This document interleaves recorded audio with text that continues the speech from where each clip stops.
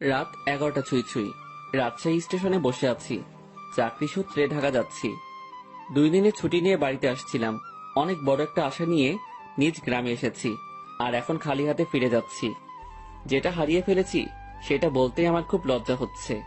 আমার মা তার ছোট ভাইয়ের কাছ থেকে অনেক বছর আগে 20,000 টাকা নিয়েছিল। তার বিনিময়ে মামা আমাদের একটা জমি দখলে নেয়। অভাবের কারণে টাকাটা পরিশোধ করতে পারিনি, তাই আর জমি ছাড়ানো হলো না। এক সময় মা চলে গেল। ওনার চিকিৎসা করতে আমাদের বাড়িটা বিক্রি করা হয়। জমি বলতে মামা যতটুকু নিয়েছে ওইটুকু থাকে। মাঝখানে অনেকটা বছর পার হওয়ার পর আসছিলাম 20,000 টাকা নিয়ে। জমিটা ছাড়িয়ে নিয়ে নিজ গ্রামে থাকবো, কিন্তু মামা দিতে নারাজ। আমিও আর জোর করিনি, হাসি মুখে চলে আসি। আমার যেহেতু কোনো সাপোর্ট নেই, তাই মামার সাথে যুদ্ধ ঘোষণা করা বৃথা। এখন স্টেশনে বসে ভাবছি, ঢাকায় গিয়ে সে একই কাজ করতে হবে। সেই পিয়নের চাকরি, তাতে কিছু বেতন, খাওয়া খরচা চলে। একা মানুষ, খরচ কম হওয়ায় কিছু টাকা জমাতে পেরেছি। আর সেইটা নিয়ে বুকে আশাও বেঁধেছিলাম যে গ্রামে থাকবো। সেটা তো আর হলো না। এক বস্তা হতাশা নিয়ে শহরে জীবনে ফিরেছি। আর চাকরির কথা কি বলবো, এইচএসসি সার্টিফিকেট আছে। আর এদিকে কিছুদিন ডিগ্রিও পড়েছিলাম। তারপর পারিবারিক অভাবের কারণে লেখাপড়ার দরজা সেখানেই বন্ধ। তবে একটা পড়া এখনো চালু রয়েছে, সেটা হলো মানুষকে পড়া, মানুষকে বোঝা। এই সাবজেক্ট পাস মার্ক তোলাই বেশ কঠিন। বিচিত্র রকম মানুষ সব এই পৃথিবীতে, যাদের চেনা খুবই দুষ্কর। আমি কথাগুলো ভাবছিলাম আমার সামনে বসে থাকা কিছু মানুষের দিকে তাকিয়ে। তারা অনেকটা দূরে ছিল, তাই তাদের চেহারা আবছা দেখছিলাম। আর তখনই খেয়াল করলাম কেউ একজন আমার দিকে এগিয়ে আসছে। আবছা আবছা ভাবেই মনে হচ্ছিল ইয়াং কোনো মেয়ে। মেয়েটা এসে আমার সামনে দাঁড়ালো। এবার আমার চোখের আবছা ভাবটা ছাড়লো। আমি এক পলক মেয়েটাকে দেখে নিলাম। বাহ, মেয়েটা তো বেশ সুন্দরী। শুধু সুন্দরী বললে কম হবে, একটু বেশি সুন্দরী। তবে তার আধুনিক ড্রেসের সাথে তার সৌন্দর্যের কোনো ম্যাচ করছে না। আমি আবার ভাবনাতে চলে গেলাম। হঠাৎ এই এই কি সমস্যা আপনার? ভাবনা থেকে বেরিয়ে এসে স্বাভাবিকভাবেই বললাম, কোনো সমস্যা নেই তো। আমার দিকে এভাবে তাকিয়েছিলেন যে, পছন্দ হয়েছে? প্রশ্ন শুনে তো গলা শুকিয়ে কাঠ হয়ে গেছে। একে তো মেয়ে, তার উপর এত সুন্দরী মেয়ে, আর অদ্ভুত প্রশ্ন। আমি আমতা আমতা করে বলেই ফেললাম, না না। পছন্দ হয়নি তো তাকিয়েছিলেন কেন? আমার ফেসটা হয়তো ওই দিকে ছিল, কিন্তু দৃষ্টি অন্যদিকে দিয়েছিলাম। না, একা মুখের উপর বলে পছন্দ হয়নি। কি নাম আপনার? শুভ। আমি ইরা। আর আপনাকে চেনা চেনা লাগছে, তাই নামটা জিজ্ঞেস করলাম। ও, তারপরে ইরা নামের মেয়েটা আমাকে অবাক করে দিয়ে আমার কাজের স্থান, মানে আমি যে কোম্পানিতে পিয়ন হিসেবে চাকরি করি, তার কথা বলল।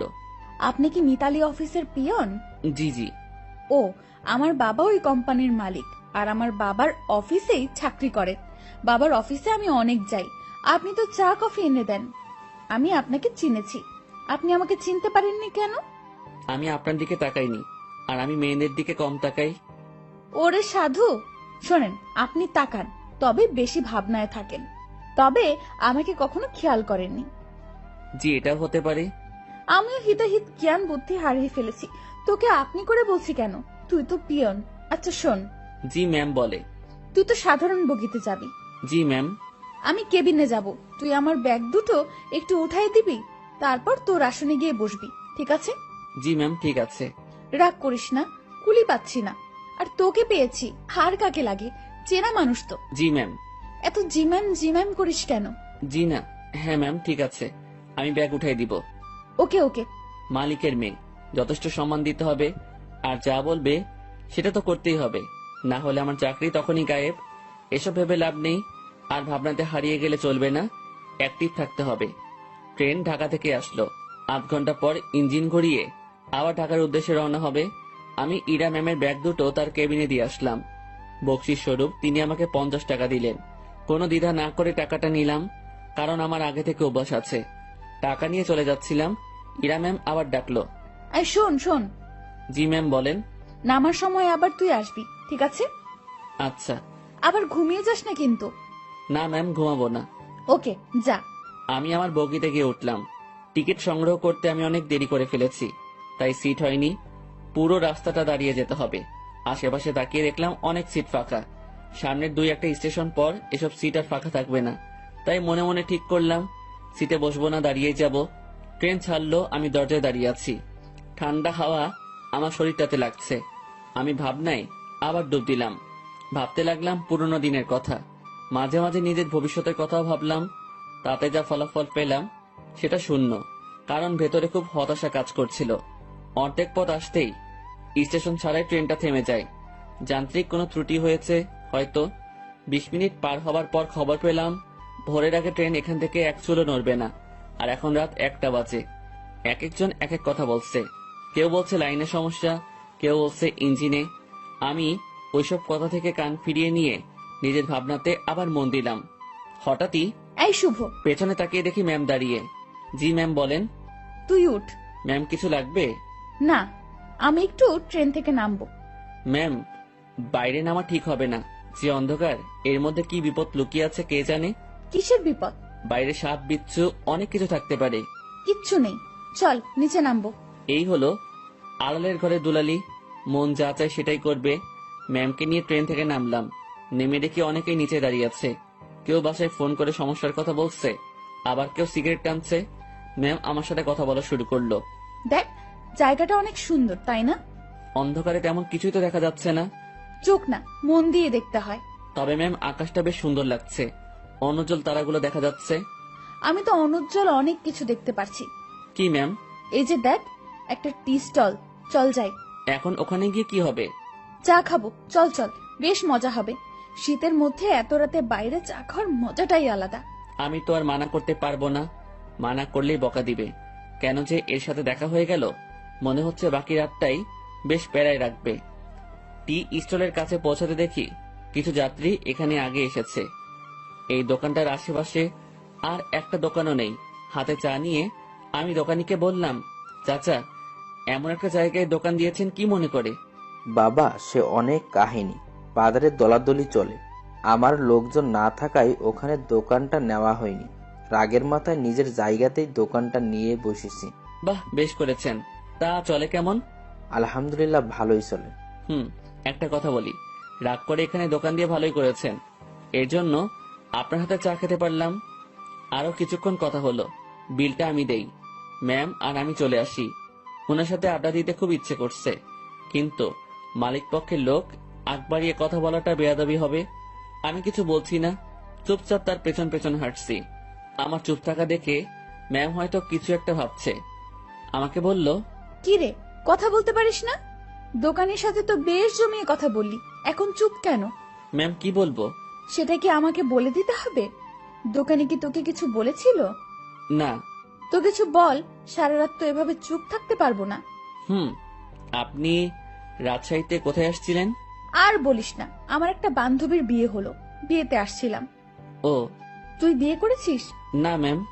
কেন? কাকে বিয়ে করব? কাকে করবি মানে? দেশে কি মেয়ের অভাব পড়ছে? আসলে সেটা না। তো কি? আমার পরিবার নেই, আমার বিয়ে করা একটু সমস্যা। তো সমস্যার কি আছে? দেশে অনেক মেয়ে আছে যাদের পরিবার নেই, তাদের মধ্যে একজনকে বিয়ে করবি। ম্যাম ওই রকম হলে আমি করব না। কেন? সেটা না বলি। ওই সব বলতে হবে। মাথায় একটা দুষ্ট বুদ্ধি এলো। আমি বললাম, ম্যাম আপনার মতো সুন্দরী পেলে ভেবে দেখতে পারি। তোর ভাবা লাগবে না, আমার মতো কেউ তোর দিকে তাকাবেও না। সেটা আমার জন্যই ভালো। কেন? তাহলে আর বিয়ে করা লাগবে না। হয়েছে ভাই, থাম এবার। চল লাইনের ওই পাশটাই ঘুরে আসি। ইরা ম্যাম যেদিকে যাচ্ছে আমিও তার পেছন পেছন ছুটছি। একবার বললাম যে বাকি রাতটুকু ঘুমিয়ে নেন, তখন আমাকে ধমক দিয়ে বলল, সে কি আমার আদেশ মেনে চলবে? পরক্ষণেই ভাবলাম, তাই তো, সে আমার কথা মানবে কেন? সে তো মালিক পক্ষের লোক। লাইনের অন্য পাশটায় চলে আসলাম। এই পাশটায় ফাঁকা জায়গা নেই, কাছে একটা গ্রাম দেখা যাচ্ছে, আর লাইনের পাশ দিয়ে একটা রাস্তা গ্রামের ভেতরে চলে গেছে। চল রাস্তাটা দিয়ে গ্রামের ভেতর যাই। না ম্যাম, এত রাতে যাওয়া ঠিক হবে না। আমি কি বলছি তোকে? জি ম্যাম, চলেন। এই হলো মেয়ে মানুষ, ভালো মন্দ কিছুই বোঝে না। তারপর যদি এরকম ধনী ঘরের মেয়ে হয়, তাদের মাথার তার 2-1 কমই থাকে। এরা পুরো পৃথিবীকে নিজের মনে করে আর ভাবে সেই সব থেকে ক্ষমতাধর ব্যক্তি। দুজনে অনেকটা হাঁটলাম। এখন আমরা হাঁটছি গ্রামের ভেতরে। পুরো গ্রাম নিস্তব্ধ, কোথাও কোনো সারা শব্দ নেই, শুনশান পরিবেশ। ম্যাম মাঝে মাঝে আমার সাথে কথা বলছে। এক সময় আমরা ভালোই কথা বলতে শুরু করি। ম্যাম আমাকে বলল, তুই কি সারা জীবন এইভাবেই কাটাবি? জানি না জানিস না মানে? আমার ভাগে কি আছে আমি কিভাবে বলবো। তাও সবার তো অনেক ফিউচার প্ল্যান থাকে, তোর নেই? না। অদ্ভুত। আচ্ছা ম্যাম, একটা জিনিস আমার কাছে খুব খারাপ লাগছে। কি? বললে রাগ করবেন না তো? না, বল। স্টেশনে যখন আপনাকে দেখলাম তখন একটা জিনিস খেয়াল করেছি। কি খেয়াল করেছিস? আপনার সৌন্দর্যের সাথে আপনার আধুনিক সাজগোজ একদমই বেমানান। কি বলিস? সবাই তো খুব প্রশংসা করে। সবার চোখ নেই তাই। তো কেমন সাজলে আমাকে ভালো লাগবে? অতি সাধারণ। যেমন? এই যে হেয়ার কালার করেছেন, এটা চুলের সৌন্দর্য নষ্ট করেছে। আপনার ঠোঁটে। এই থাম। জি ম্যাম। তুই অন্ধকারে আমার ঠোঁট কিভাবে দেখলি? ওই যে বললাম না, স্টেশনে দেখেছি। উফ, বাদ দে তোর ডায়লগ, চুপচাপ হাঁটতে থাক। জি ম্যাম। আর সামনে না এগোই, আমরা চলে যাই। আর একটু যাব, তারপর ফিরবো। পরিবেশটা ভালোই লাগছে। রাতে এইভাবে গ্রামের মধ্যে দিয়ে কখনো হাঁটিনি। আমরা হাঁটতে হাঁটতে আরো সামনে এগোলাম, আর হঠাৎ দুজন লোক লাইট নিয়ে আমাদের সামনে আসলো। তাদের হাতে মাছ ধরার পলো। মাছ ধরতে যাচ্ছে মনে হয়। এই তোমরা কারা? এই গ্রামে আগে কখনো দেখিনি তো। ভাই, আমরা আসলে ট্রেনে যান্ত্রিক ত্রুটির কারণে মাঝপথে দাঁড়িয়ে গেছে, আর ট্রেন থেকে নেমে আমরা একটু হাঁটতে আসছি। এই তোমরা থামো, সব বুঝে গেছি সব। চলো আমাদের সাথে। কোথায় যাব? কোনো কথা না, চলো। লোক দুটো আমাদেরকে একটা বাড়ির ভেতর নিয়ে আসলো। আমি মনে মনে আল্লাহ আল্লাহ করছি, কি যে হবে। গ্রামের মানুষ এসব কিছুতে বেশ সিরিয়াস। রাত করে মেয়ে নিয়ে বাইরে দেখলে উল্টাপাল্টা ভাববে। আমাদের বেলায় ঠিক তাই হয়েছে। এরা শুধু আমার দিকে তাকিয়ে বারবার দেখছিল। আমিও মনে মনে বলছি, দেখেন কেমন লাগে। একজন বাড়ির গিন্নিকে ডাকা শুরু করলো। বুঝলাম এটা তার নিজের বাড়ি। লোকটির বয়সে আমাদের তাকিয়ে বলল, এরা কারা? ওরা বাড়ি থেকে পালায় আসছে, ওদের তুমি ঘরে নিয়ে যাও, আমি হুজুরের ডাইকা নিয়ে আসি। ভাই ভাই, হুজুরে ডেকে কি করবেন? বিয়া করায় দুমু তোমাদের। ভাই ভাই শোনেন, উনি আমার কিছু না, আমরা পালাই আসিনি। উল্টাপাল্টা কথা কইও না, চুপ থাকো। একটা মায়া তোমার সাথে এত রাতে ঘুরে, এর মানে কি আমরা বুঝি না? ভাই ভাই এমন কইরেন না। চান মিয়া, তুমি ওদের ঘরে নিয়ে যাও। আর বউ, আমি যাইতেছি হুজুরের ডাকতে। আমাদের কাছে একজনকে রেখে লোকটি অন্ধকারে হাওয়া হয়ে গেল। কিছু একটা ঘটতে চলছে। আমি ইরার দিকে তাকালাম, দেখি সে আমার দিকে তাকিয়ে আছে। মুখটা কাঁচুমাচু করে রেখেছে সে। দুজনে কথা বলতে পারছি না। সময় যাচ্ছে আর লোকজন বাড়তে শুরু করে। আমাদের দুজনকে 2 রুমে রাখা হয়েছে। আমি শুধু আল্লাহ আল্লাহ করছি। ওইদিকে ইরার কি অবস্থা হয়েছে আমি জানি না। কিছু সময় পর হুজুর আসলো। আমি তাকেও বুঝালাম। স্বস্তির কথা হলো সে বুঝেছে। কঠিন একটা সমস্যা থেকে বাঁচলাম। হুজুরটা আমাদের লাইন পর্যন্ত এগিয়ে দিল। তারপর ওয়াও, কি দারুণ অভিজ্ঞতা। ধুর, চুপ করেন তো, এখনই তো একটা ইয়ে হয়ে যেত। ইয়ে মানে কি? আরে বড় বাচ্চা বেঁচে গেছেন। তা তো জানি, তবে দারুণ লাগছে। আপনি থাকেন, যেখানে ইচ্ছা যান, আমাকে ডাকবেন না। আমি ট্রেনে উঠলাম। ওনার সাথে সাথে আর দেখা করলাম না। ফজরের আজান হলো, তার কিছুক্ষণ পর আমাদের ট্রেন আবার যাত্রা শুরু করলো। আমি ঠিক আমার আগের জায়গাটায় দাঁড়িয়ে আছি। ইরা ম্যাম আবার আসলো। তুই ভালোই বদমাইশ তো। কি কি করছি আমি? তুই আমার উপর ছাড়ি দিস, আমার উপর রাগ দেখাস। তো কি করব?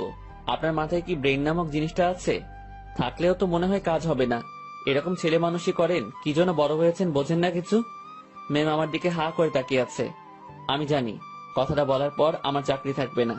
আপনার বাবাকে কিছু বলতে হবে না, আমি অফিস যাব না। ম্যাম কিছুক্ষণ চুপ থেকে বলল, আমি তোকে চাকরি দেইনি, তোর চাকরি আমি কাটবো কেন? এই যে আমাকে বকা দিলি, মনে রাখিস, এর শোধ আমি তুলবো। ইরা রাগ দেখিয়ে তার কেবিনে চলে গেল। ম্যাম যে থ্রেটটা দিল আমার একটু ভয় লাগলো না। ওনার কথা শুনে মনে হলো কোনো বাচ্চা আমাকে থ্রেট দিয়েছে। ওনার কণ্ঠটা সত্যি অসাধারণ। শুনলে মনে হয় বারবার শুনি। না, আমি আবার ভাবনাতে হারিয়ে যাচ্ছি কেন।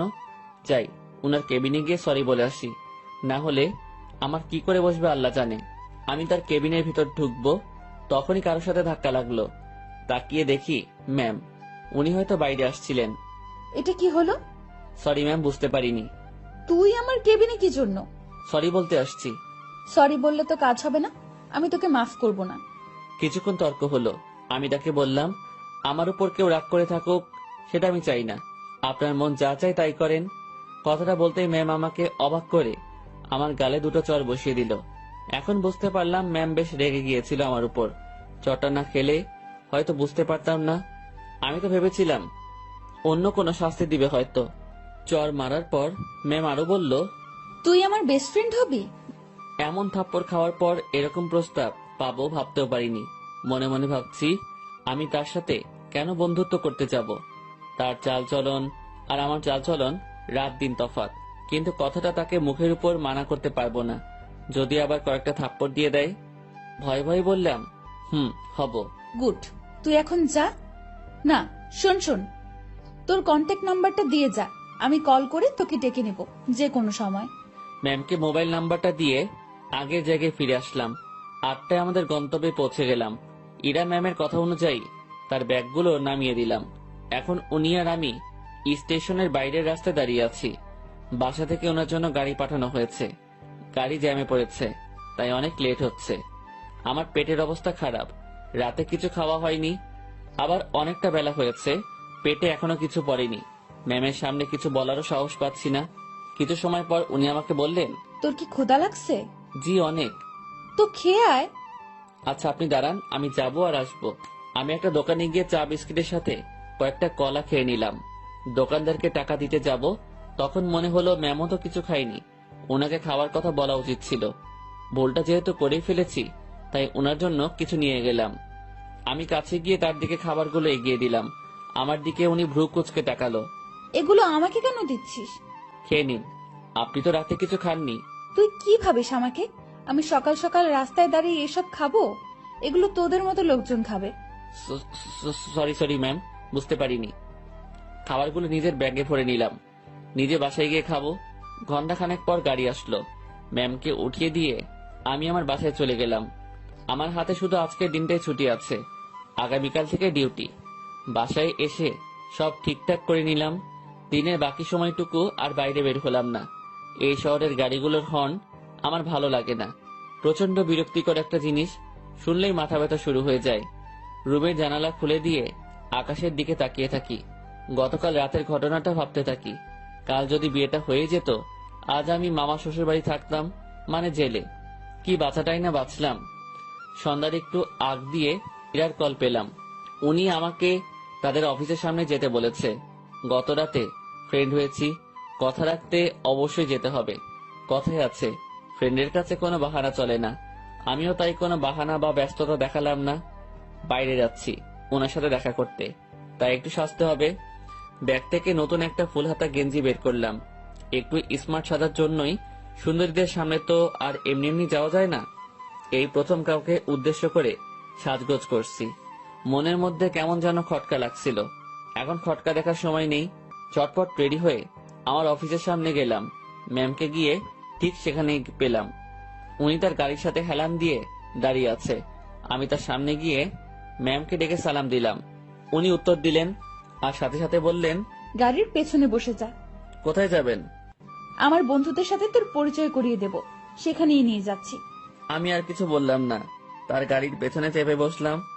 আধ ঘন্টা পর একটা রেস্টুরেন্টের সামনে গিয়ে ম্যাম গাড়ি থামালো। তারপর আমাকে নিয়ে রেস্টুরেন্টে ঢুকলো। আমি তার পিছু পিছু গেলাম। উনি একটা জায়গায় গিয়ে থামলো আর কিছু ছেলেমেয়ের সাথে গিয়ে কথা বলা শুরু করলো। বুঝতে পারলাম এরাই তার ফ্রেন্ড। এবার ম্যাম আমার দিকে তাকিয়ে বলল, বন্ধুরা, তোমাদের জন্য একটা গিফট এনেছি। কি রে দোস্ত, কে এটা? আর বলিস না, এই প্রাণীকে রাজশাহীতে পেয়েছি। এই পাগলার সাথে কিছুক্ষণ কথা বলেছি, তারপর বেস্ট ফ্রেন্ড হওয়ার প্রস্তাব দিয়েছি। দুঃখের বিষয় হলো পাগলা আমার কথা বিশ্বাস করে হ্যাঁ বলে দিয়েছে। তোরা বলতো, এর মতো খ্যাত মানে কি বলবো, এরকম একটা মানুষ আমার ফ্রেন্ড। অসম্ভব। দেখ ভাই, আমার ফ্রেন্ডদের সাথে পরিচয় করিয়ে দিতেই তোকে এখানে নিয়ে আসছি।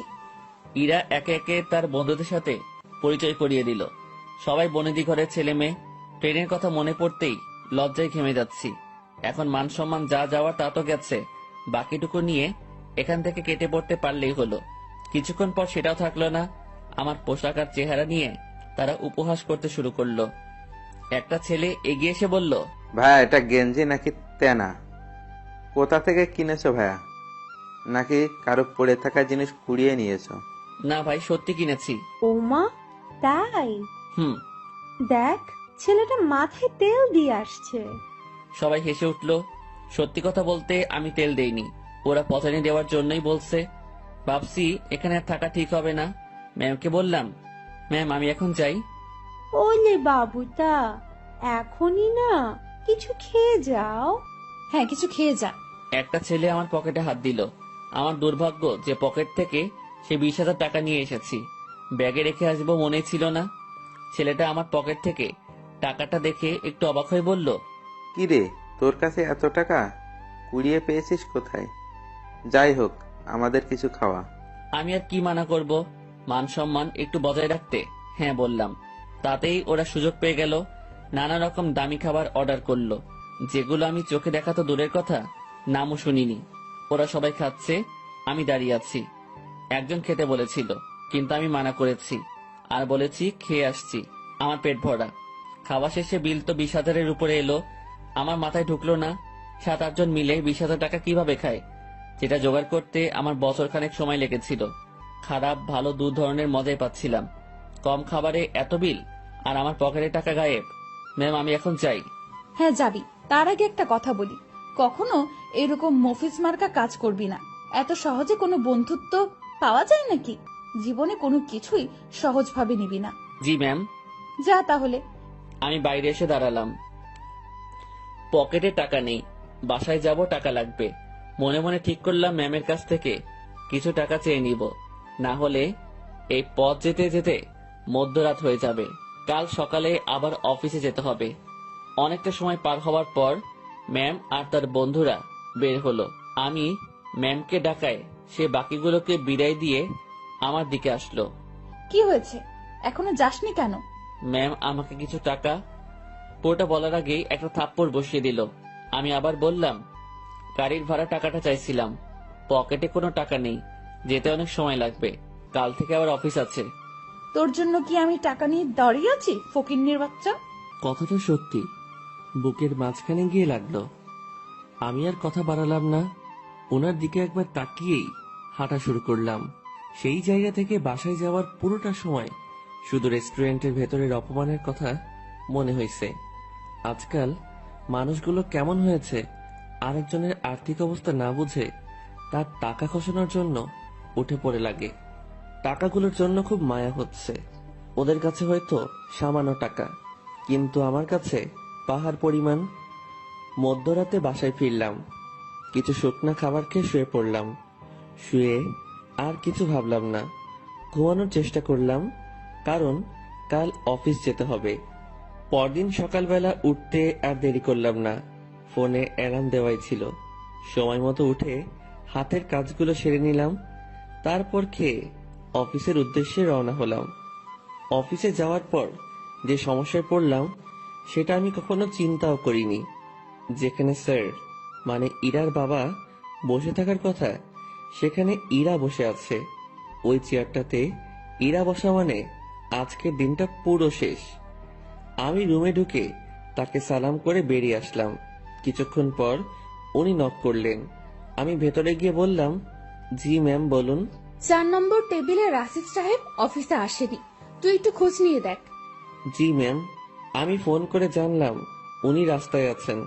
আমি ম্যামকে সেটা জানিয়ে দিয়ে বাইরে বসে আছি। সেই মুহূর্তে জেনারেল ম্যানেজার আমাকে ডাকলেন কফি এনে দিতে। আমি কফি নিয়ে তার রুমে গেলাম। কফির কাপটা হাতে নিয়ে দেখলেন এবং ফেলে দিলেন। কি হয়েছে এটা বলার সাথে সাথে উনি আমাকে চর বসিয়ে দেন আর বলেন, কফির উপর মরা মাছি পড়ে আছে, দেখিস না? সরি স্যার, দেখতে পাইনি।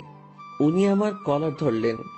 আমি যদি এটা খেয়ে ফেলতাম, তারপর যদি অসুখ করতো, তুই কি করতিস তখন? স্যার মাফ করে দেন, দেখতে পাইনি। উনি অনেক বাজে বাজে বকা দিচ্ছিলেন। অফিসের মধ্যে একটা শোরগোল বেঁধে গেল। ইরা ম্যাম তার কেবিন থেকে উঠে আসলেন। সবাই মিলে দোষটা আমাকে দিচ্ছিল। এখন ভয় লাগছে যে ম্যাম চটটা মেরে হয়তো বিদায় করে দিবেন। তারপর ম্যাম সবকিছু শুনলেন, আমার থেকেও আর ম্যানেজারের থেকেও। সব শোনার পর যা করলেন দেখে তো আমি হতবাক। পরপর 2টা চর বসিয়ে দিলেন ম্যানেজারের গালে।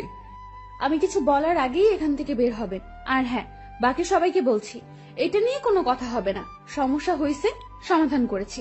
সমালোচনা করে ভালো জিনিস খারাপ বানাবে তো পাবলিক, বুঝবা?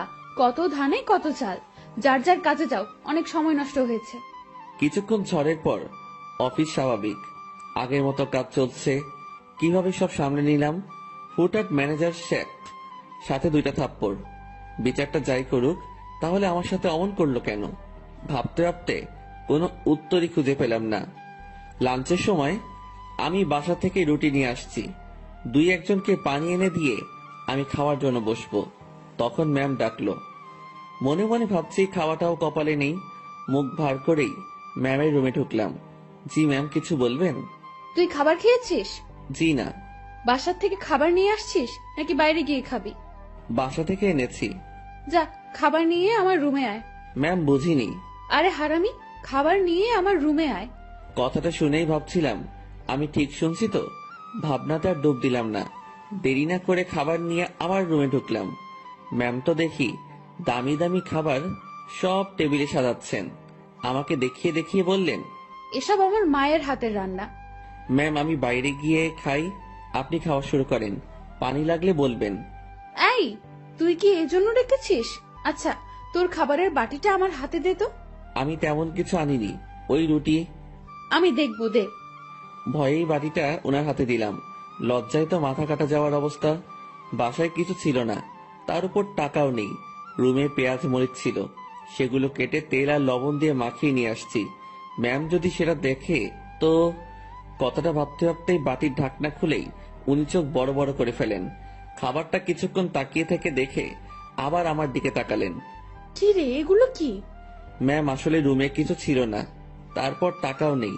রুমে আটা ছিল তো, ওইটা দিয়ে আর কি একটা ব্যবস্থা করে নিয়ে আসছি। ম্যাম আমার বাটিটা টেবিলে রাখলেন, তারপর উনি তার চেয়ারে বসে পড়লেন। আমি দাঁড়িয়ে আছি। উনি একবার আমার দিকে তাকাচ্ছেন, আর একবার আমার খাবারের দিকে তাকাচ্ছেন। আমি ওনার সামনে এখন লজ্জাতে ইমিটি হাসতেছি। উনি কিছু সময় চুপ থাকার পর মুখ খুললেন। এই যে, এই খাবারগুলো তোর। ওনার খাবার আমার দিকে এগিয়ে দিলেন। আমি টেবিলের কাছে গিয়ে হাত দিয়ে নিজের বাটিটা নিয়ে বললাম, আমি যেটা এনেছি সেটা না খেলে আমার পেট ভরবে না, আর আপনার খাবার খেলে আমার পেট খারাপ হতে পারে। এত ভালো জিনিস কখনো খাওয়া হয়নি তো, পেট খাবারটা সহ্য করতে নাও পারে। গতকালের রাতটা একটু দেখিয়ে রুম থেকে বেরিয়ে আসলাম। নিজের খাবার খেয়ে আবার কাজে মনোযোগ। কার কি লাগছে, কে কি চাচ্ছে, সব দেখাশোনা করছি। দুপুরের পর ম্যাম আমাকে আর ডাকেননি। বুঝতে পারলাম তিনিও কিছুটা বুঝতে পেরেছেন আমার কষ্টটা। রাতে অফিস শেষ করে বাসায় ফিরলাম। পাশের বাসার পরিচিত একজনের কাছ থেকে টাকা ধার নিয়ে মাছ কিনে নিয়ে এসে রান্না বসিয়ে দিলাম। তখন রাত প্রায় 10টার কাছাকাছি। চুলোয় রান্না বসাবে সেই সময় ফোন আসলো। ম্যাম ফোন করেছে, নাম্বারটা সেভ করে রেখেছি। ধরবো কি ধরবো না এমন করতে করতে রিসিভ করে সালাম দিলাম। উনি উত্তর দিয়ে বললেন, কি করিস? এই তো ম্যাম, কিছু না। এখন শোন। জি ম্যাম, বলেন। দুপুরে আমার মুখের উপর কথা বলে আমাকে লজ্জা দিয়ে তোর খাবার নিয়ে চলে গেলি, ভয় করলো না? আমি চুপ হয়ে গেলাম। কি বলবো উত্তরে বুঝতে পারছি না। কিরে, কথা বলছিস না কি জন্য? ম্যাম, অফিসের কোনো কথা হলে বলেন। তুই আমার কথা ঘুরিয়ে নিস। আমি যা বলছি তার উত্তর দে। জি ম্যাম, বলেন। ওভাবে খাবার নিয়ে চলে গেলি কেন? আপনার খাবার খেয়ে আমার ক্ষুধা মিটতো না। তাই না? জি। আমি বুঝতে পেরেছি, তুই আমার উপর রাগ দেখাচ্ছিস। সুযোগ ভালোই কাজে লাগাচ্ছিস। এখানে কিসের সুযোগ ম্যাম? আপনি আমাকে এখন মানা করে দিলে আমার সাথে তো আপনার এখনই কোনো অফিসিয়াল সম্পর্ক থাকবে না। ক্ষমতা আপনার হাতে, সুযোগ আপনার হাতেই। চুপচাপ রান্না শেষ করে খেয়ে আমাকে কল দিবি। ম্যাম, অফিসের কোনো বিষয়ে কথা বলবেন? না। তাহলে ফোন দিয়েন না, আমিও দিব না। তোর 24 ঘন্টাই ডিউটি। আমি ফোন দেওয়ার পর সময়টুকু অফিসিয়াল, ওকে? তাহলে বেতন বাড়িয়ে দিয়েন। ঠিক আছে, দিব। ঠিক আছে, দিব। তুই অবশ্যই ফোন করবি। আর হ্যাঁ, কাল অফিসে আসার সময় দুপুরের খাবার আনবি না। কেন ম্যাম? অফিসে না খেয়ে কাজ করতে হবে? তোর জন্য আমি খাবার নিয়ে যাব। ম্যাম, ওসব খাবার টাবার বাদ দিন, আমি আমার খাবারে সন্তুষ্ট। তুই যদি কাল অফিসে তোর রান্না করা কিছু নিয়ে আসিস তো মনে রাখবি, তোকে শুধু অফিস থেকে না, দুনিয়া থেকেই বিদায় করে দিব। আমি কিছু বলতে যাব তখনই ম্যাম ফোনটা রেখে দিল। তুই যদি কাল অফিসে তোর রান্না করা কিছু নিয়ে আসিস তো মনে রাখবি, তোকে শুধু অফিস থেকে না, দুনিয়া থেকেই বিদায় করে দিব। আমি কিছু বলতে যাব তখনই ম্যাম ফোনটা রেখে দিল। মনে মনে ভাবছি এত আদিক্ষেতা দেখানোর কি আছে। আমি তার অফিসের সামনে একজন পিয়ন, আর এমন ব্যবহার করছে। মনে হয় না, ছি ছি ছি, কি সব কথা ভাবছি আমি। পরদিন সকাল সকাল উঠে আর রান্না করলাম না। সকালে নাস্তাটা বাইরে করেই অফিসে রওনা হলাম। অফিসে গিয়ে দেখি ম্যাম আগে এসেছেন। প্রতিদিনের মতো হাজিরা দিলাম। উনি আমাকে দেখে তেমন কিছু বললেন না। দুপুর পর্যন্ত স্বাভাবিকভাবেই কাজ করলাম। দুপুরের খাবার সময় ম্যাম তার রুমে ডাকে। আমি জানি উনি আমার জন্য খাবার নিয়ে আসছে। খুব লজ্জা লাগছিল। রুমের একপাশে খাবার খাওয়ার জন্য সুন্দর একটা ব্যবস্থা ছিল। ম্যাম আমাকে ওখানটায় বসতে বলে, আর আমার সামনাসামনি উনিও বসে যান। উনি একটা প্লেটে খাবার নিয়ে আমাকে দেয়, আরেকটা উনি নেন। আমি প্লেটে হাত দিতে পারছিলাম না, খুব ভয় কাজ করছিল। এত বড় একজন মানুষের সামনে খাবার খাওয়া চারটিখানি কথা না, তার উপর সামনে এত সুন্দরী মেয়ে বসা। ম্যাম আমার দিকে খেয়াল করে বলল, তুই হাত দিয়ে খাবি না খাওয়াই দিব? জি না ম্যাম। একটা কথা, কি? আমি খাবার বাইরে নিয়ে গিয়ে খাই। এখানে খাইতে তোর সমস্যা কোথায়? ম্যাম সত্যি বলতে ভয় করছে। কি ভয়? আরে ভয় কি জন্য পাচ্ছিস? আপনার সামনে এভাবে খাওয়া। তো কি হয়েছে, খা। ম্যাম বাইরে যাই। শুভ, আমি এক কথা 100 বার বলতে পারবো না। আমি আর কথা বাড়ালাম না, ভয়ে ভয়ে খাওয়া শেষ করলাম। ম্যাম ছোট বাচ্চাদের মতো খাচ্ছিলেন, দেখতে বেশ মজাই লাগছিল। ম্যাম খাওয়ার দৃশ্যটা দেখতে গিয়ে তার চোখে চোখ পড়ে যায়। আমার বুকটা তখন ভয়ে ধুপ করে উঠেছিল। ইশারায় বলেছিলেন, কি হয়েছে? আমি মাথা নাড়িয়ে মানা করে বলি, কিছু না। খাওয়া শেষে, তুই বাসায় যা, তোর ছুটি। জি ম্যাম। কেন? আমি দিয়েছি তাই। বাসায় তো কোনো কাজ নেই আমার। এত কথা বলতে তোকে কে বলেছে? যা, সোজা বাসায় যাবি, কোথাও যেন দেরি না হয়। আমার ছুটিতে বাকি সবাই একটু অবাক হলো। আমি জানি না ম্যাম, আমার কাজগুলো কাকে দিয়ে করিয়ে নেবেন। উনি যেভাবে কাজ করেন, যে কেউ দেখলে অবাক হবে। আমি বাসায় এসে বিছানায় আরাম করছি। মাথার উপর ফ্যানটার দিকে তাকিয়ে অন্য একটা ভাবনায় ছিলাম। নির্দিষ্ট কোনো ভাবনা না, একদমই এলোমেলো। বাংলায় এই ভাবনাকে কি বলে বা কিভাবে ব্যাখ্যা করে আমি জানি না। এই জিনিসটা ভাবতে ভাবতে আমার চোখটা বন্ধ হয়ে আসে। জানি না কতটা সময় ঘুমিয়েছি। হঠাৎ আমার কানে কোনো একটা শব্দে বেজে ওঠে। চোখ খুলে বুঝতে পারি ফোনটা বাজছে। ফোন হাতে নিয়ে আবছা চোখে দেখি ম্যাম কল করেছে। ফোনটা রিসিভ করলাম। কই তুই? কই আবার, আপনি তো ছুটি দিয়েছেন, বাসায় আসছি। তুই কি ঘুমাচ্ছিস? হ্যাঁ। আমি কি তোকে ঘুমানোর জন্য ছুটি দিয়েছি? তাহলে? বাসায় যেতে বলেছি শুধু। জি ম্যাম, আমি তো আপনার কথায় সোজা বাসায় আসছি। আর বাসায় কাজ নেই, তাই একটু। তুই চুপ কর, শোন। জি বলেন। আমাদের অফিস থেকে দক্ষিণ থেকে যে লেকটা আছে, তুই চিনিস? জি ম্যাম। তুই আয়, আমি তোর জন্য অপেক্ষা করছি। কেন ম্যাম? তোকে আসতে বলছি না আমি? জি ম্যাম, এই তো আসছি আমি। এবার বুঝলাম আমাকে ছুটি দেওয়ার কারণটা কি ছিল। আমার কাছে এটাও একটা ডিউটি। কিচ্ছু করার নেই, যেতেই হবে। যেমন ছিলাম তেমনই বেরিয়ে গেলাম। গতদিনের মতো আর সেজেগুজে বের হলাম না, যদি আবার অপমান করে। পকেটে টাকা আছে, তবুও হেঁটে যাচ্ছি। এই মাসের বেতন পেতে অনেক দেরি, তাই এমনি টাকা খরচ করা চলবে না। আমি ম্যামের কথা মতো সেই লেকের পাড়ে পৌঁছে যাই। এর মধ্যে ম্যাম আমাকে 2বার কল করেছিল, শুধু জেনেছিল আমি কই আছি। লেকের পাড়ে যেতেই দেখলাম অনেকেই বসে আড্ডা দিচ্ছে, অনেক বাচ্চারও আসছে। আমি ম্যামকে খুঁজছিলাম। আমাকে দেখে ম্যামই আমাকে ডাকে। আমি ওনার দিকে এগিয়ে যাই। উনি ঘাসের উপর বসা ছিলেন। একটু দূর থেকে মনে হচ্ছিল কোনো কারণে মনটা খারাপ। আমি তার পিছে গিয়ে দাঁড়ালাম। বস এখানে। আমি বসার পর, জি ম্যাম বলেন। আমি বুঝলাম না, 10 মিনিটের রাস্তা 1 ঘন্টা লাগে কিভাবে? আসলে ম্যাম কি বলবো, হেঁটে আসছি। তুই হেঁটে আসছিস কি জন্য? টাকা নাই? আছে, তবে খুবই অল্প। খরচ করলে বড়সড় বিপদে পড়তে হবে। আপনার মন খারাপ দেখছি। ম্যাম কিছু হয়েছে কি? তোর জন্য। ম্যাম আমি কি করেছি? অনেক লেট করছিস। জি সরি। উঠে দাঁড়িয়ে কান ধরে থাক। ম্যাম এটা। আমি উঠতে বলেছি। আমি উঠতে যাব তখনই ম্যাম আমাকে বসতে বলে। টাকা আছে তো, তাই না? হ্যাঁ আছে। চল আইসক্রিম খাবো। আমার টাকা দিয়ে? তো কখনো কোনো মেয়েকে বিল দিতে দেখেছিস তুই? না তো আমার কাছে চাইবি না। চল আইসক্রিম খাবো। ম্যাম ম্যাম শোনেন, একটু মনটা নরম করেন, টাকাগুলো গেলে খুব সমস্যায় পড়বো। সেটা তো আমি জানি না। তুই আমার বেস্ট ফ্রেন্ড, বেস্ট ফ্রেন্ডের জন্য সবাই জান দিয়ে দেয়, আর আমি তো তোর কাছে টাকা চাইছি। জানতো না, আর সময় হলে জানটাও দিয়ে দিবি। অসহায়ের মতো দাঁড়িয়ে আছি, এখন আমার পকেটের 12টা বাজবে। ম্যাম আর আমি আইসক্রিম খেলাম, আমাদের মধ্যে কোনো কথা হচ্ছিল না, দুজন শুধু হাঁটছিলাম, আর মাঝে মাঝে দরকার হলে উনি নিজে থেকে কথা বলছিলেন। লেকের পাড় থেকে বের হয়ে রাস্তায় আসলাম, উনি গাড়ি নিয়ে আসছেন, দেখে মনে হচ্ছে চলে যাবেন। ম্যাম তাহলে আপনি যান, আমি চলে যাই। এই কই যাস তুই? বাসায়। না, গাড়িতে ওঠ। কোথায় যাবেন? Long drive. না ম্যাম আপনি যান, আমি বাসায় যাই। ব্রেকআপ, যা বাসায় যা, বাসায় গিয়া মর। ম্যাম রাগ করে গাড়িতে হেলান দিয়ে দাঁড়ালো। এরকম অবস্থায় তো রেখে যাওয়া যায় না। আমি তার দিকে একটু এগিয়ে গেলাম, আর উনি যে একটা শব্দ বলেছেন সেটার মানে জানার জন্য তাকে প্রশ্ন করব। যদিও আমি জানি, তবুও প্রশ্ন করব, যাতে ওনার রাগটা ভেঙে আমার প্রশ্নের উত্তর দিতে মনোযোগী হয়। ম্যাম ব্রেকআপ কি? তুই জানিস না? ন্যাকামো করিস? সত্যি জানি না। তোর আমার যে বন্ধুত্ব আছে সেটা কাটাকাটি, এটার মানে ব্রেকআপ। ওহ ম্যাম, আপনার মধ্যে তো এরকম কিছু নেই। শুভ, আমি তোকে বলছি না তুই আমার বেস্ট ফ্রেন্ড?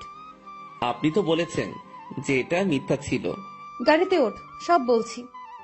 কথা বাড়ালাম না, গাড়ির পেছনে দরজা খুলতে যাব, তখনই ওই হাদারাম, কি করিস? বসবো না। সামনে। পেছনে কেন? সামনে। হ্যাঁ রে গাধা, ওঠ। গাড়িতে উঠলাম, ম্যাম ড্রাইভিং সিটে আর আমি তার পাশে। সন্ধ্যা হয়ে আসছে, ম্যাম এবার আমার সাথে বেশ ফ্রি ভাবে কথা বলা শুরু করলো। আমি কিন্তু কুমিল্লা যাচ্ছি। এত দূর কেন? আরে লং ড্রাইভ তো, আর রাগ ভাঙাতে সময় লাগবে। কিসের রাগ? তুই আমার উপর রেগে আছিস, আমি জানি। আমি আপনার উপর কি জন্য রাগ করব? ওই যে রেস্টুরেন্টে সেই ঘটনার জন্য। না ম্যাম, কি যে বলেন, ওই দিন আপনারও মজা করেছেন, আমিও মজা পেয়েছি। ওরে শুভ, আমাকে কি বাচ্চা মনে হয় আপনার? এত বড় একটা প্রতিষ্ঠান চালাচ্ছি, আমার মাথায় কি এতটুকু বুদ্ধি নেই যে কোনটা সত্যি আর কোনটা মিথ্যা আমি বুঝবো না? না, বুদ্ধি তো আপনার অনেক আছে। হয়েছে, শোন আমি কি বলি। বলেন। রাতে কি খাবি বল? সন্ধ্যায় তো অনেক কিছু খেলাম, রাতে আর কি খাবো? না, তাও কিছু শুকনো খাবার নেই, আর দুটো পিৎজা। আপনার ইচ্ছা। ম্যাম ভয় করছে আমার। কেন? আপনার বাবা যদি জানে অফিসের পিয়নকে নিয়ে ঘুরতে বের হইছেন। কিভাবে জানবে? আমি তো বলবো না। আমি যে অফিসে যাব না সেটা তো জানতে পারবে। সেটা আমি দেখে নিব, তোর এত চিন্তা নেই। এখন বল আমাকে মাফ করেছিস কিনা। আপনি তো দোষ করেননি। তোকে যে কি করব আমি, দেখ। আর রাগ করে থাকিস না, ভুল করে ফেলেছি। আমি রাগ করিনি তো। আমি তোর চোখে মুখে রাগ দেখতেছি। আচ্ছা, রাগ নেই আমার উপর, সত্যি তো? হ্যাঁ সত্যি। সত্য নাকি মিথ্যা সব টের পাবো। আমি যা বলবো সেটা যদি না করিস তাহলেই বুঝবো তুই এখনো রেগে আছিস। না, কি যে বলেন, আপনার তো সব কথাই শুনি। কত যে শুনিস আমার জানা আছে। মাঝপথে আমরা গাড়ি থেকে নেমে কিছু খাবার নিলাম, দুজন বেশ কথা বলতে বলতে যাচ্ছি। ইরা ম্যাম গাড়িটা এখন বেশ ধীর গতিতে চালাচ্ছেন। আজ বেশ কুয়াশাও পড়েছে।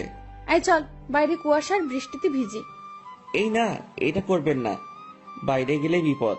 সেদিনের মতো হলে অবস্থা খারাপ হয়ে যাবে। যাব না তো, তোর কেয়ারিংটা আমার খুব ভালো লাগে, সেটা পাওয়ার জন্যই কথাটা বললাম। হুম। তুই কাউকে ভালোবাসিস নাই? কোন ভালোবাসা? মানে পছন্দের মানুষ বিয়ে টিয়ে করার ইচ্ছা এমন। এর আগেও তো বলেছি ওই রকম কেউ নেই। কাউকে দেখে পছন্দ হয় না? না, প্রায় সবার মধ্যেই ভেজাল আছে। ভেজাল মানে?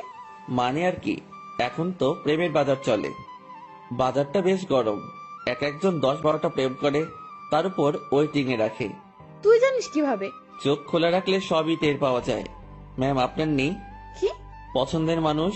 না রে, এসব পছন্দ টছন্দ আমার হয় না। আমাকে যে বুঝতে পারে তাকেই আমার পছন্দ। ও, আপনার বাবা আপনাকে বিয়ে দিবে না? কি সব প্রশ্ন যে করিস! বিয়ে দিবে না কেন? অবশ্যই দিবে। তাদের পছন্দেই বিয়ে করবেন। হ্যাঁ, এটাই তো স্বাভাবিক। হঠাৎ করে এই মাঝ রাস্তায় জ্যাম পড়ে যায়। কুয়াশা বেশি হওয়ায় সব গাড়ি চলাচল বন্ধ করে দেওয়া হয়েছে। ম্যাম গাড়ির হেডলাইটটা অফ করলো, তারপর কোথা থেকে যেন একটা চাদর বের করলো। আপনি কি এখন ঘুমাবেন? না, শীত করতেছে প্রচুর, গায়ের উপর দিয়ে রাখি। আমি বাইরে তাকালাম, কুয়াশায় কিচ্ছু দেখা যাচ্ছে না, তবুও তাকিয়ে আছি ম্যামের দিকে।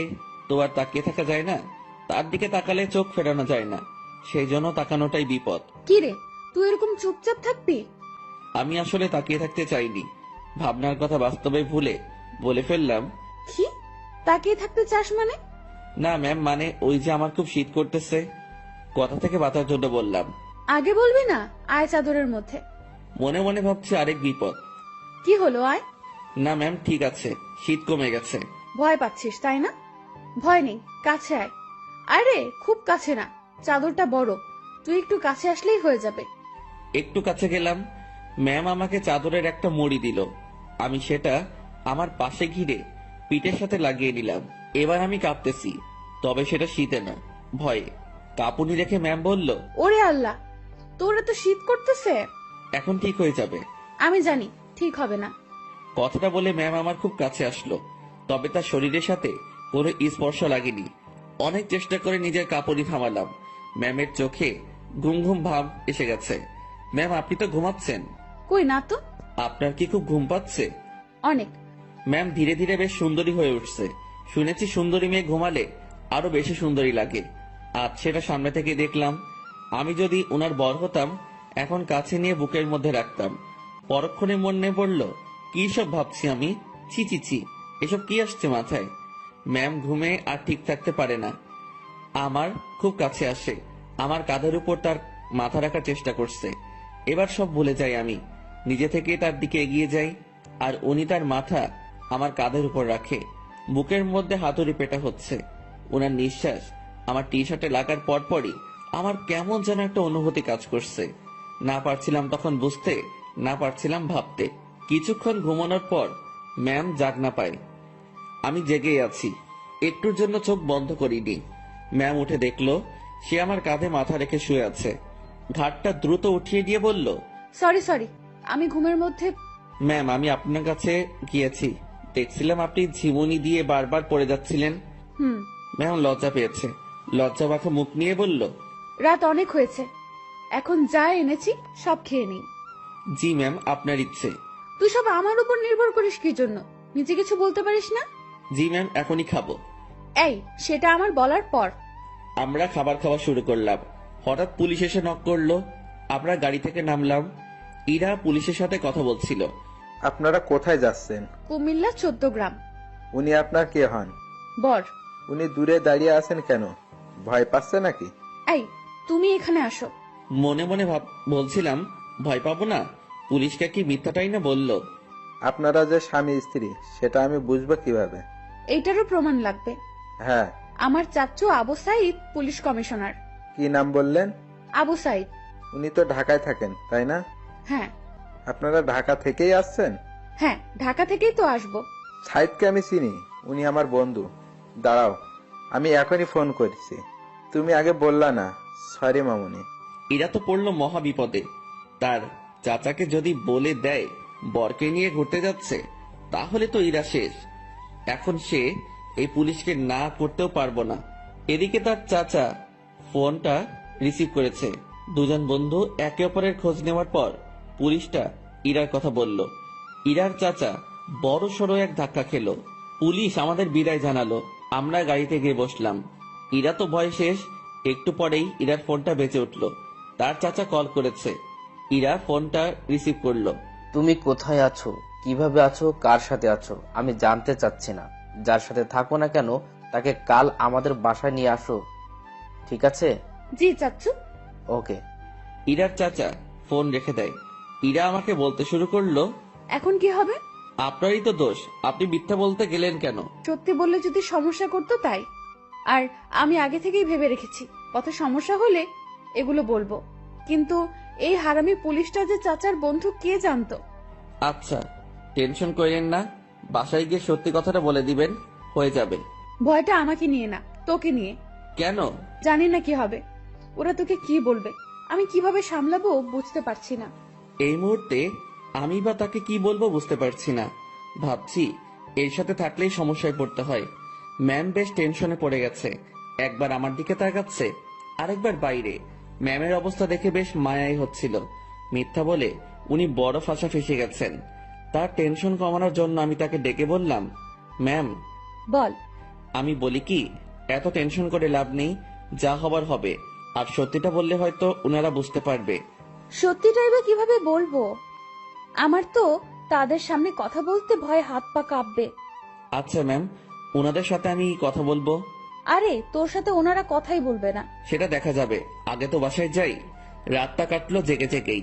রাতের শেষ ভাগে যানজট কেটে গেল। আমরা ঢাকায় ফিরলাম আর সোজা ম্যামের বাসার সামনে পৌঁছে গেলাম। ম্যাম আমাকে বাইরে রেখে ভেতরে গেলেন। ভেতরে তার সাথে কি হচ্ছিল সেটা আমার কাছে অজানা। হয়তো তাকে বকা দিচ্ছে। কিছু সময় পর ম্যামের সাথে পুরো পরিবার আসলো। আমি তো দেখেই ভয়ে শেষ। ম্যামের বাবাকে দেখে আরো ভয় লাগছিল, কারণ উনি তো আমাকে চেনেন। স্যার আমার কাছে এসে বললেন, তুই আমাদের অফিসের পিয়ন তাই না? জি স্যার। আশেপাশে সবাই হেসে উঠল। ইরার চাচা তাকে ডেকে বলল, আরে এত মানুষ থাকতে তুই কিনা একটা পিয়নের সাথে লং ড্রাইভে গিয়েছিলি? ইরা চুপ, কারণ সে এখানে কিছুই বলতে সাহস পাবে না। চুপচাপ থাকতে হবে তাকে। তোকে যেন অফিসে না দেখি, ঠিক আছে? জি স্যার। আমি চলে আসলাম তাদের ওখান থেকে। বাইরে এসে দীর্ঘ একটা নিঃশ্বাস ফেললাম। যাক, তেমন বকা দেয়নি। ম্যামকেও হয়তো কিছু বলেনি। নিজের বাসায় আসলাম।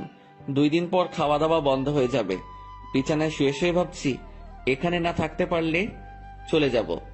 দিনটা কোনো রকমে পার করলাম। পরদিন ঘুম থেকে জাগনা হয়েছে, কিন্তু বিছানা ছেড়ে উঠতে ইচ্ছা করছে না। মোবাইলটা হাতে নিলাম, দেখি বিকাশ কোম্পানি থেকে মেসেজ। বিরক্তি নিয়ে ফোনটা রেখে দিলাম। শুয়ে শুয়ে টাকার কথা ভাবছি। এমন সময় মনে হলো স্ক্রিনে মনে হয় কিছু দেখছিলাম। ঝটপট মোবাইলটা হাতে নিয়ে দেখি 25,000 টাকা আমার অ্যাকাউন্টে কে যেন পাঠিয়েছে। আর একটা মেসেজ আছে, এটা ম্যামের নম্বর। মেসেজটা সিন করে দেখতে পেলাম উনি শুধু ব্রেকআপ লিখে পাঠিয়েছেন। নিজে নিজে শিওর হলাম টাকাটা উনি পাঠিয়েছেন। হয়তো আমার প্রতি তার দয়া হয়েছে। যাক, আমার একটু ভালোই হলো, কাজ খুঁজতে সুবিধা হবে। ম্যামের সাথে দেখা হলে ধন্যবাদ দিব। আমার রুমের দরজায় কারো নক। আলসিমি ছেড়ে উঠে দরজা খুললাম। পাশের বাসার বড় ভাই এসেছে, যার কাছ থেকে আমি টাকা ধার করে এনেছি। ভাই, আমার টাকাটা খুব প্রয়োজন, তুই যেভাবে পারিস টাকাটা দে। ভাই আমি তো বলেছি কয়েকদিন পর দিতে পারবো। না ভাই, আমার খুব দরকার। আচ্ছা আপনি বাসায় যান, আমি টাকা নিয়ে আসছি। দরজা লাগিয়ে দিয়ে ফোনটা হাতে নিব, তখনই আবার দরজায় নক। কেমন যেন খুব রেগে গিয়ে দরজাটা খুলেই বলি, আরে ভাই বললাম তো দিয়ে আসবো। একটু ধমকে সুরে বলেছি। আমার এমন করে বলাটা ভুল হয়েছে, কারণ সামনে ম্যাম দাঁড়িয়ে আছে। এখন কি বলবো, কিভাবে কথা কাটিয়ে নিব, এসব ভাবতে ভাবতে ম্যাম নিজে প্রশ্ন করলো, কি সমস্যা? এত রেগে আছিস কেন? আপনি এখানে? আমি বেশ অবাক, কারণ তাকে এখানে এভাবে কখনো আশা করিনি। আমার সামনে থেকে সর কুত্তা, ভেতরে যাব। আমি সরে দাঁড়াতে উনি ভেতরে ঢুকলেন। তারপর আমার বিছানায় নিজের শরীরটা এলিয়ে দিলেন। ফ্রেশ হয়ে নে। আজকে আবার কোথাও যাবেন নাকি? আরে না, তুই যা, ফ্রেশ হয়ে নে, কথা আছে। আচ্ছা আমি বাইরে থেকে আসছি একটু। ওকে। আমি বাইরে এসে টাকা উঠে বড় ভাইকে থামিয়ে আসি। উনি যদি আবার আসতেন, আমার রুমে মেয়ে দেখে হয়তো ভিন্ন কিছু ভাবতো। রুমে এসে দেখি ম্যাম ঘুমিয়ে গেছে। আমি ফ্রেশ হয়ে নিলাম। কাজ শেষে ওনার দিকে তাকিয়ে ভাবছি, এই মেয়েটার যে কি হয়েছে। উনি চোখ খুলে বললেন, খাওয়া হয়েছে? না। টাকা না পাঠিয়ে দিলাম, এখনো খাসনি কেন? উঠতে তো হবে। যা, বাইরে থেকে খাবার নিয়ে আয়, একসাথে খাবো। ম্যাম, আপনি এই পরিবেশে খেতে পারবেন না। তুই পারলে আমিও পারবো। কথা বাড়িয়ে লাভ নেই, এই মেয়ে আমার কথা শুনবে না। বাইরে গিয়ে টাকা উঠিয়ে ভাইকে দিলাম, আর ম্যামের কথা মতো খাবার নিয়ে আসলাম। খাবারটাও সকাল সকাল বিরিয়ানি। কি নিব ভেবে না পেয়ে এটা নিয়ে ফিরলাম। এসে দেখি ম্যাম আবার বিছানা উঠাচ্ছে। ম্যাম ম্যাম, ছি ছি ছি, কি করেন? এবার এটা যদি আপনার পরিবার জানে তো আমাকে মেরেই ফেলবে। ভাই আপনি যান। ও সরি ম্যাম, আপনি চলে যান। চুপ থাক। খাবার এনেছিস? জি। তোর সাথে তো ব্রেকআপ হয়েছে আমার, তাই না? আমি কিভাবে জানবো? ওই যে সকালে মেসেজ করলাম। ওইটা যে আপনি কি জন্য লেখেন আমি জানি না। ব্রেকআপ হয়েছে তাই লিখছি। ও ভালো। আচ্ছা ম্যাম, আপনি খাবার খেয়ে বাসায় চলে যান। আপনার সাথে থেকে আমার চাকরিটা গেছে, জীবনটা যাক এটা আমি চাই না। চাকরি গেছে তো কি হয়েছে? আপনাকে তো বেতন দেওয়া হয়েছে। এত টাকা কেন দিয়েছেন? 20,000 তোর, আর বাকি টাকা তোর বেতন। যদিও কিছু টাকা আছে, সেটা মাস শেষে দিয়ে দিব। কাজ না করে টাকা আমি নিব না। কাজ তো তোকে দিবই। কি কাজ? আমার সাথে সময় কাটানো। আমাকে তো ইয়ে পাইছেন। মানে কি? মানে বোঝেন না? আমি কি আপনার ওই বিএফ যে এইভাবে সময় দিব? তুই আমার মুখের উপরে কথা বলিস? Sorry ma'am. তোর সাথে কোনো কথা নেই। আপনি যেভাবে এসে আমার বিছানায় শুয়ে পড়লেন, আমি তো বেশ ভয় পেয়েছি, আর এখনো পাচ্ছি। এটা যদি আপনার বাসার কেউ জানতে পারে, তো আমাকে এখান থেকে পালাতে হবে। তুই পালিয়ে যাবি তাই না? তো পালাবো না? আমার কি জানের ভয় নেই? কে মারবে তোকে? আপনার পরিবারের সবাই মিলেই মারবে। ভালো তো, মায়ের খাবি। আপনাদের মাইর দিতে ভালোই লাগে না। আমার এখানে থাকলে চলবে না, এই শহর ছাড়তে হবে। কি বললি? ম্যাম বসা থেকে উঠে দাঁড়ালো। আপনার টর্চারে এখান থেকে পালাতে হবে। ও তাই? হুম। এখান থেকে যেন পালাতে না পারিস, সেই ব্যবস্থা তো করতেই হয়। ম্যাম আমার দিকে এগিয়ে আসছে। একটু ভয় পেয়ে বললাম, মারবেন নাকি? না, অন্য কিছু করব। আপনি এভাবে তাকিয়ে আছেন কেন? আমার ভয় করে। এমনিতে কিন্তু কালকের ভয়ে এখনো ধুক ধুক করে উঠে, তার উপর আপনার এরকম চাহনি। আমার চোখে তুই ভয় দেখতে পাস? হ্যাঁ। ওকে, দেখাচ্ছি ভয়। ম্যাম আমার দিকে এগোচ্ছে, আর আমি পেছনের দিকে যাচ্ছি। একসময় আমার পিঠ দরজায় লেগে যায়। ম্যামও আমার খুব কাছে চলে আসে। তার শরীর থেকে সুগন্ধি আসছে। নিশ্চয়ই দামি পারফিউম ব্যবহার করেন। সবকিছু মিলিয়ে নেশা ধরিয়ে দেওয়ার মতো একটা সুবাস। আমার বুকের ভেতরের অবস্থা খারাপ। ম্যাম যে কি করবে এখন তার কিছুই টের পাচ্ছি না।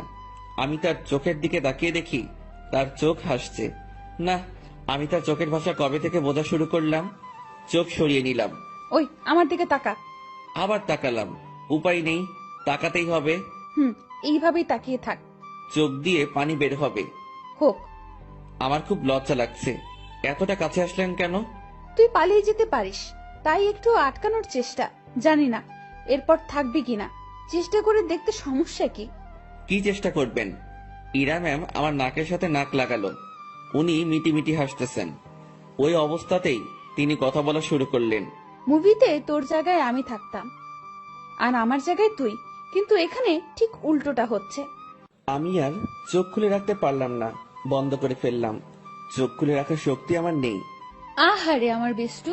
কথাটা বলে উনি আমার নাকে তার নাক ঘষা শুরু করলো। ম্যাম, একটু সরে দাঁড়ান। আগে বল পালাবি না? পালাবো না। প্রমিস কর। প্রমিস, পালাবো না। এভাবে হবে না। তাহলে? ইরা তার জামাটা সরিয়ে বলল, নাভি টাচ করে বলতে হবে। ওনার নাভি দেখেই আমি চোখ সরিয়ে ফেলি। অসম্ভব সুন্দর একটা জিনিস দেখলাম। চোখটা বারবার সেই দিকে তাকাতে চাইছিল। কোন রকম অন্যদিকে তাকিয়ে আছি। এই নে, এটা টাচ করে প্রমিস কর। ওইখানে টাচ করে শুধু শুধু? আমি তো বললাম প্রমিস। আমি বিশ্বাস করি না। ম্যাম, ওখানে আমি হাত দিতে পারবো না, যত যাই বলেন। কেন? আপনার যে বর হবে সে দিবে। আচ্ছা, তুই আমার হবু বর, এখন নে টাচ কর। চিচি ম্যাম, কি বলেন? এক আদেশ এতবার দিতে পারবো না, কিন্তু আমি তোরে দিতে বলছি না। আমার লজ্জা করে। তোর লজ্জার আমি রাগাবিরা বলে দিলাম। ম্যামের মাথা পুরো গেছে মনে হয়, না হলে এসব কথা বলছে তাও আমাকে। উনাকে জিজ্ঞেস করা ছাড়া কোনো উপায় নেই। ম্যাম এমন করতেছেন কেন? আমার গালে এক থাপ্পড় দিয়ে বলল, আমি যেটা বলি সেটা না করে তুই আমাকে উল্টো প্রশ্ন করতেছিস। তাহলে কি ধরবো? তো ভাবছি মায়ের খাবার থেকে ধরাই ভালো। আর সত্যি কথা বলতে, দেখার পর আমি লোভ সামলাতে পারছি না। আমি ওনার নাভির উপর জাস্ট হাতটা রাখলাম। উনি একবার চোখ বন্ধ করে আবার চোখ খুললেন। চুপ কেন? কথা দিলাম যাব না। গুড, এখন হাত সরিয়ে নে। ও সরি ম্যাম, আমার থেকে দূরে গেল আমি বাঁচলাম। উনি আবার বলতে শুরু করলেন, বাবাকে চ্যালেঞ্জ করে আসছি, তোকেই বিয়ে করব আমি। ও আল্লাহ, না ম্যাম, এটা কি বলছেন আপনি? তুই বুঝবি না, আমি তোকে টাকা দেওয়ার পরেই ঝগড়াটা লাগছে। আমাকে নিয়ে পরিবারের সাথে ঝগড়া করতে গেছেন কেন? ওরা আমার চরিত্র নিয়ে কথা উঠাইছে, তারপর আমাকে বলেছে তোর সাথে নাকি আমার প্রেম আছে। আচ্ছা, মাথা ঠান্ডা করেন। হ্যাঁ, তোকে আমাদের বাসায় নিয়ে গেলে আমার মাথা ঠান্ডা হবে। ও আল্লাহ, এবার আমি শেষ। ম্যাম কি বলেন এগুলা? আমি কেন? ঝগড়ার সময় বলেছি আমি তোকে ভালোবাসি, তোকেই বিয়ে করব, আর তুই আমাদের বাসায়ই থাকবি। মানে আপনি আমার উপরে যাওয়ার টিকিট নিয়ে আসছেন তাই না?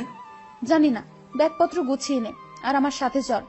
এইমাত্র বললেন জাস্ট না পালালেই হবে, এখন আবার বলছেন আপনাদের বাসায় নিয়ে যাবেন। দেখে নিলাম তুই আমার উপর কতটা দুর্বল আর কতটা ভালোবাসিস। না, আপনি কি যে বলেন, আমি আপনাকে সাধু, হইছে, অনেক হইছে। ড্যাব ড্যাব করে আমার দিকে তাকিয়ে থাকিস, আবার আমার নাভির দিকে তাকিয়েছিলি, আমি বুঝি না। ওনার যা কথার স্পিড আমি পেরে উঠছিলাম না। এখন ওনার বায়না আমাকে তাদের বাসায় নিয়ে যাবে। আর যাই হোক, নিজের জানটা অকালে চলে যাক সেটা আমি চাই না। আমি তো যাবনি, সেটাই মনে মনে ঠিক করলাম। এখন ম্যামকে বোঝাতে হবে, ম্যাম আমি যাব না। রুমে ছুরি নেই? কি করবেন? হাত কাটবো আমার। এই না, তোর সাথে কথা নেই, ব্রেকআপ, যা। তুই মানা করার কে? ছুরি কই সেটা বল। না না ম্যাম, যাব আমি। দ্রুত তোর কাপড় গুছিয়ে ব্যাগে ওঠা। ওকে ওকে, উঠাচ্ছি। না, তুই ভাঁজ করে দে, আমি উঠাচ্ছি। আমি কাপড়গুলো ভাঁজ করে দিচ্ছি আর ভাবছি এইরকম জেদ ধরা ভালোবাসার জন্য আমি তার সাথে চলে যাচ্ছি। এটা কি ঠিক হবে? আমি ইরাকে ভয় ভয় বললাম, ম্যাম একটা কথা। বল। দেখেন, এরকম জেদ ধরা ভালোবাসা নিয়ে আপনার সাথে যাচ্ছি, এর কি কোনো গ্যারান্টি আছে? নাকি সময় শেষ হলে, জেদ শেষ হলে তাড়িয়ে দিবেন? ইরা কেমন ঢং করে আমার দিকে তাকালো, মাথায় দুটো হাত রেখে বলল, আমাকে কি আগের দিনের গ্রামের মাতব্বর মনে হয় যে 4-5টা বিয়ে করব? বিয়ে একটাই, আর ভালোবাসা একটাই। আপনি কি আমাকে ভালোবাসেন? না। তো নিয়ে যাচ্ছেন কেন? একসাথে থাকতে থাকতে ভালোবাসাটা হয়ে যাবে। আচ্ছা চলেন। দাঁড়া, কিছু কথা বলে নেই। জি বলেন। আমাদের তো জয়েন্ট ফ্যামিলি, বাসায় প্রায় 50 জনের বেশি মেম্বার আছে। কেউ যদি বলে তুই কি কাজ করিস, কি বলবি তখন? এখন তো বেকার, কি আর বলবো, বেকারই বলতে হবে। না, তুই যে পিয়নের চাকরি করিস সেটা বলবি। চাকরিটা তো নেই। আছে। আপনি বললেই হলো নাকি? স্যার আমাকে মানা করে দিয়েছে। কোম্পানির 60% শেয়ার আমার। মালিক তাহলে কে? জি আপনি। আজ বাসায় আমার সাথে থেকে কাল সকালে দুজন একসাথে অফিসে যাব, ঠিক আছে? জি ম্যাম, ঠিক আছে। যানটা হাতে নিয়ে ওনার সাথে রওনা দিলাম। ম্যাম কখন কি করে বোঝা বড় দায়, তার মাথায় যে কি করে আল্লাহ জানে, আর উনিই জানেন। ওনার বাসার দিকে যতই অগ্রসর হচ্ছি ততই বুকের ধুকপুকুনিটা বাড়ছে। ম্যামের বাবাকে অফিসে দেখেই যে ভয় পেয়েছি, এখন তার সামনে থাকতে হবে, তাও আবার তার মেয়ের হবু জামাই হয়ে। ভাবতেই সারা শরীরে লোমগুলো দাঁড়িয়ে যাচ্ছে। ওনার বাসায় পৌঁছে গেলাম। গাড়ি যেখানে পার্ক করলো সেখানেই আরো অনেকগুলো গাড়ি। বাসাটা দেখে মনে হয় না এত লোক এখানে থাকে। এই, তুই আমার পিছু পিছু থাকবি, ওকে? জি ম্যাম, ওকে। বাসার ভেতরে ঢুকলাম। বসার ঘরে সবাই বসে আছে, কেউ কেউ আড্ডাতে মেতে আছে। আমাদেরকে দেখে সবার কাজ করা বন্ধ হয়ে গেল। আমি মাথা নিচের দিকে দিয়ে আছি, কারো দিকে তাকানোর সাহস নেই। এই ম্যামের জন্য আমি এই পরিস্থিতিতে পড়েছি। আমি ম্যামের কথা কেন শুনতেছি? আমি কি ওনাকে মনের অজান্তে ভালোবেসে ফেলেছি? না, ভাবনা ঢুকলে চলবে না, এখন অ্যাক্টিভ থাকতে হবে। ম্যাম যেটা বলবে সেটাই করতে হবে। ধীরে ধীরে বাসার সবাই চলে আসলো। ওনার বাবা মা তো প্রথম থেকেই এখানে ছিলেন। এই যে আমি আমার বরকে এনেছি, আজ থেকে ও এখানেই থাকবে। কেউ যদি আমাকে বাসা থেকে বের করে দেওয়ার কথা ভাবো তো আমার সম্পত্তি বুঝিয়ে দিয়ে তারপর বের করে দিও। তুই আমার মেয়ে। দেখো, ওর জেদ খুব, তুমি কিছু বলো না, ও ঠিক হয়ে যাবে। আর এই ছেলে তোর আমি। আমার দিকে তাকিয়ে কথা বলছে। আমি তো ভয়ে শেষ। ইরা, মা, তুই ওকে নিয়ে উপরে যা। ম্যাম আমাকে নিয়ে তার রুমে আসলো। অমায়িক সব সাজগোজ, রুমটা এত সুন্দর যে যেদিকে তাকাচ্ছি অবাক হচ্ছি। আমি তো রুম দেখাতে ব্যস্ত। ম্যাম তখন আমাকে বললেন, তুই বিছানায় উঠে থাক, আমি আসছি। ম্যাম কই যান আপনি? নিচে। আমার ভয় করে কেউ এসে আমাকে মেরে ফেলবে। আরে পাগলা, কে মারবে? আপনার ওই পুলিশ চাচা। উনি বাসায় নেই, আর আমি নিচে যাব আর আসবো। আচ্ছা। ইরা চলে যাওয়ার পর রুমটা ভালোভাবে দেখছিলাম। দেখতে দেখতে বিছানায় বসে পড়লাম। বিছানাটাও বেশ নরম, বসার সাথে সাথে কেমন যেন একটা নরম তুলতুলে ভাব। হঠাৎ ইরার মা রুমে প্রবেশ করলেন। আমি তাকে দেখে দাঁড়িয়ে গেলাম।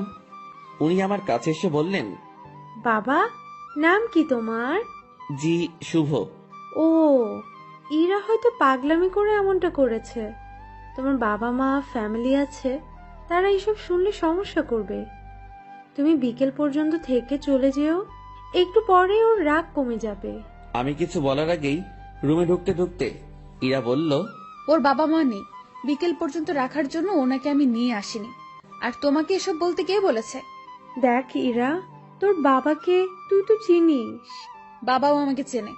বাইরের একটা ছেলে ধরে এনে এভাবে বাসায় ঢুকানো ঠিক হয়নি। লোকে খারাপ বলবে, সমাজ খারাপ বলবে। তো তোমরা সবাই আমাকে ওইসব বলেছিলে কেন, যে ওর সাথে আমার রিলেশন আছে? আচ্ছা, আমরা সবাই তোর কাছে ক্ষমা চেয়ে নিব। এখন তুই ছেলেটাকে বিদায় কর। না, ওকে আর কিভাবে বিদায় করব? ও আমাদের এখানেই থাকবে। মানে? আমার রাগটা কমে যাক, আমি বাবার সাথে কথা বলে নিব। তুমি যাও। তুই এখনই এসে তোর বাবার সাথে কথা বল। যাও তুমি, আমি আসতেছি। ইরার মা চলে যাওয়ার পর, ম্যাম আমি বলি কি, আপনার রাগ কমে যাওয়ার পর আমি চলে যাব। পরিবারের সাথে এমন করতে হয় না। সবাই যেটা বলে সেটার মধ্যে থাকাই ভালো। তোর থেকে ভালো বুঝি আমি। জি ঠিক আছে। তুই যে চলে যেতে চাস, তাহলে আমাদের বন্ধুত্বের কি হবে? এরকম বন্ধু পাওয়া অনেক মুশকিল। এখন পেয়েছি, কাছে রাখার চেষ্টা করব। তুই এখান থেকে যাওয়ার কথা মুখে আনবি না। আচ্ছা ম্যাম, আমার সাথে কিছু সময় কথা বলে তার বাবার কাছে যায়।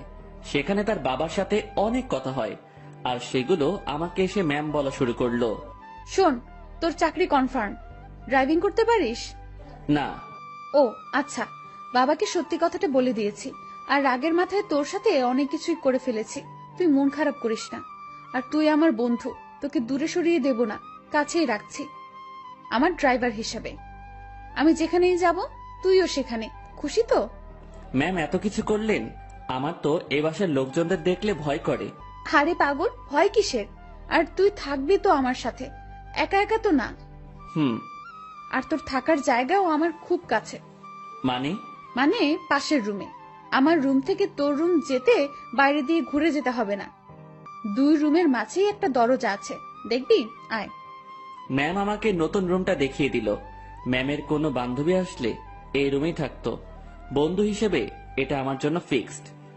সেই যে এসে রুমে ঢুকেছি, বের হওয়ার নামই নেই। কিভাবে বের হব? বাইরে বের হওয়ার কথা মনে হলেই হাত পা ঠান্ডা হয়ে আসে। এই বাসার মানুষকে বড্ড ভয় হয়।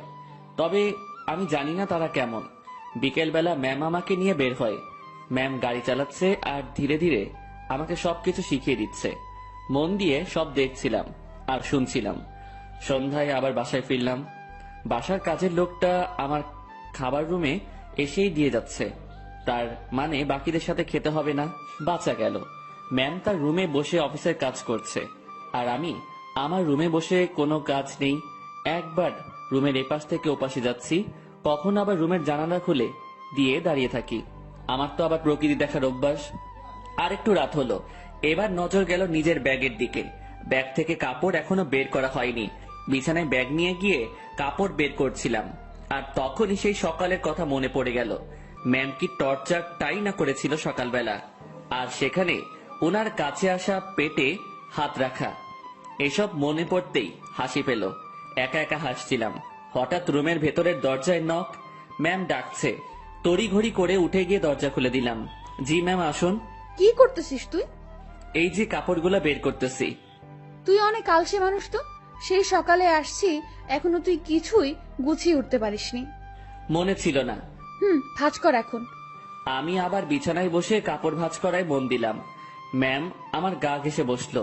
উনি খুব কাছে বসেছিল, তাই বললাম, ম্যাম একটু দূরে বসেন, সমস্যা হচ্ছে। কথাটা বলেই মনে হয় জীবনের সব থেকে বড় একটা ভুল করলাম। কথাটা বলার সাথে সাথে ম্যাম চোখ লাল করে ফেললেন। দেখে বোঝাই যাচ্ছিল বেশ রাগ করেছে। ফর্সা মানুষ, তার শরীরে রক্তগুলো সব চোখ মুখ গালে এসে জড়ো হচ্ছিল। দেখে এমনটাই মনে হচ্ছে। উনি উঠে দাঁড়ালেন আর তার রুমে চলে গেলেন দরজা না লাগিয়ে। আমি বিছানায় বসে আছি, ভাবছি ভুল যা করার তা তো করেই ফেলেছি। আমার জীবনে সুখ নেই, শুধু সমস্যা আর সমস্যা। কাপড় আর ব্যাগ ফেলে রেখেই পা টিপে টিপে তার রুমের দিকে এগোতে থাকলাম। উকি দিয়ে দেখি আমার মতোই জানালা খুলে দাঁড়িয়ে আছে, বারবার চোখ মুছছে। ওনার রাগ ভাঙাতে ওনার খুব কাছে গিয়ে দাঁড়াতে হবে, তাছাড়া এর বিকল্প কোনো উপায় নেই। আমি পা টিপে টিপে তার কাছে গেলাম। উনি কিছু বলছেন না, হয়তো টের পেয়েছেন আমি আসছি। উনি যে চালাক মানুষ, আমার রুমে প্রবেশ করা অবশ্যই টের পেয়েছেন। আমি তার পাশে গিয়ে দাঁড়াতেই, আপনি আপনার রুমে যান, নয়তো খারাপ কিছু হবে। দুঃখিত, আমার ভুল হয়েছে। আমি আপনাকে আপনার রুমে যেতে বলেছি। আমি আরেকটু কাছে গিয়ে দাঁড়ালাম, কিন্তু তার শরীরের সাথে স্পর্শ লাগেনি। রাগ উঠায়েন না আর। আচ্ছা, ইংরেজি ভাষায় বলতেছি, সরি। তোর সরির আমি, তুই যাবি এখান থেকে? একটু তো দূরেই যেতে বলেছি, তাতেই এত রাগ করতে হবে? আমি তো দূরের মানুষ, দূরেই থাকবো, তাই না? না, কাছের মানুষ। না না, কাছের মানুষ তো দূরে থাকে না, কাছেই থাকে। সরি, আমি বুঝতে পারিনি। আমার বলাটা ঠিক হয়নি, আপনার কাছে আসাটা ঠিক ছিল। রাত হয়েছে, রুমে গিয়ে ঘুমিয়ে পড়ো, সকালে অফিস আছে। রাগ কমেছে তো আপনার? কমে যাবে। এত অভিমানী আমি কখনো দেখিনি। আমি নিজেই নিজেকে প্রশ্ন করলাম, আমি ভুল করছি না তো? উনি এত বন্ধুত্বের কথা বলতেছেন, আমি তো তার ডাকে একটুও সাড়া দিচ্ছি না। আমার কি দূরে থাকাটা ঠিক হচ্ছে? উনি তো তার বন্ধুর জন্য অনেক কিছুই করেছে, আমি তো কিছুই করতে পারলাম না, বা এখনো কিছু করিনি। আমি কি তার বন্ধুত্বের ভালোবাসায় সাড়া দিব? মনের সাথে বোঝাপড়া যখন শেষ হলো, তখন আমি তার ডান হাতটা আমার দু হাতের মধ্যে রেখে বললাম, এই তো কাছে এসেছি, আর দূরে যাওয়ার কথা বলবো না। অমন ভুল কখনো হবে না, সরি। সত্যি তো? উনার কণ্ঠ শুনে মনে হচ্ছিল অভিমানটা অনেকটাই কমেছে। কেন যে ম্যাম এমনটা করে? ম্যাম, এখন যাই তাহলে। কাছে থাকতে ভালো লাগছে না। আপনি তো বললেন কাল অফিস আছে, আমাকে ঘুমাতে বললেন। পরে ঘুমাবি। ম্যাম আনমনে জানালা দিয়ে বাইরে তাকিয়ে আছেন। তার ডান হাতটা তখনই আমার দু হাতের মধ্যে এক অন্যরকম ভালো লাগা কাজ করছিল তখন। সেটা যে কি আমি ঠিক বলতে পারবো না। আমি ম্যামের মুখের দিকে তাকালাম, দেখি মিটিমিটি হাসছে। আমি তার হাসি দেখে প্রশ্ন করেই বসলাম, এভাবে আনমনে বাইরে তাকিয়ে কি দেখেন? বাইরে কি দেখি? তোকে। আমাকে মানে? আরে পাগলা, তুই আমার জীবনে এমন ভাবে আসলি, মানে আমি ভাবতেই পারিনি। তোর মতো একটা গাধা, তবে ভালো মানুষের সাথে বন্ধুত্ব হয়েছে। তবে আমার পোড়া কপাল। কেন? তুই আমাকে দেখে ভয় করিস, তেমন কথা বলতে চাস না। আমি যা বলি শুধু সেটাই করিস। আর কি করব? যাই হোক, সব ঠিক হয়ে যাবে। যা, এখন ঘুমিয়ে পড়। আচ্ছা, গুড নাইট। Good night. পরদিন সকালবেলা থেকে অফিস করা শুরু করলাম। ম্যামের সাথেই সবসময় থাকা, উনি যা বলে সেগুলো শোনা এবং করা, এগুলোতেই ব্যস্ত।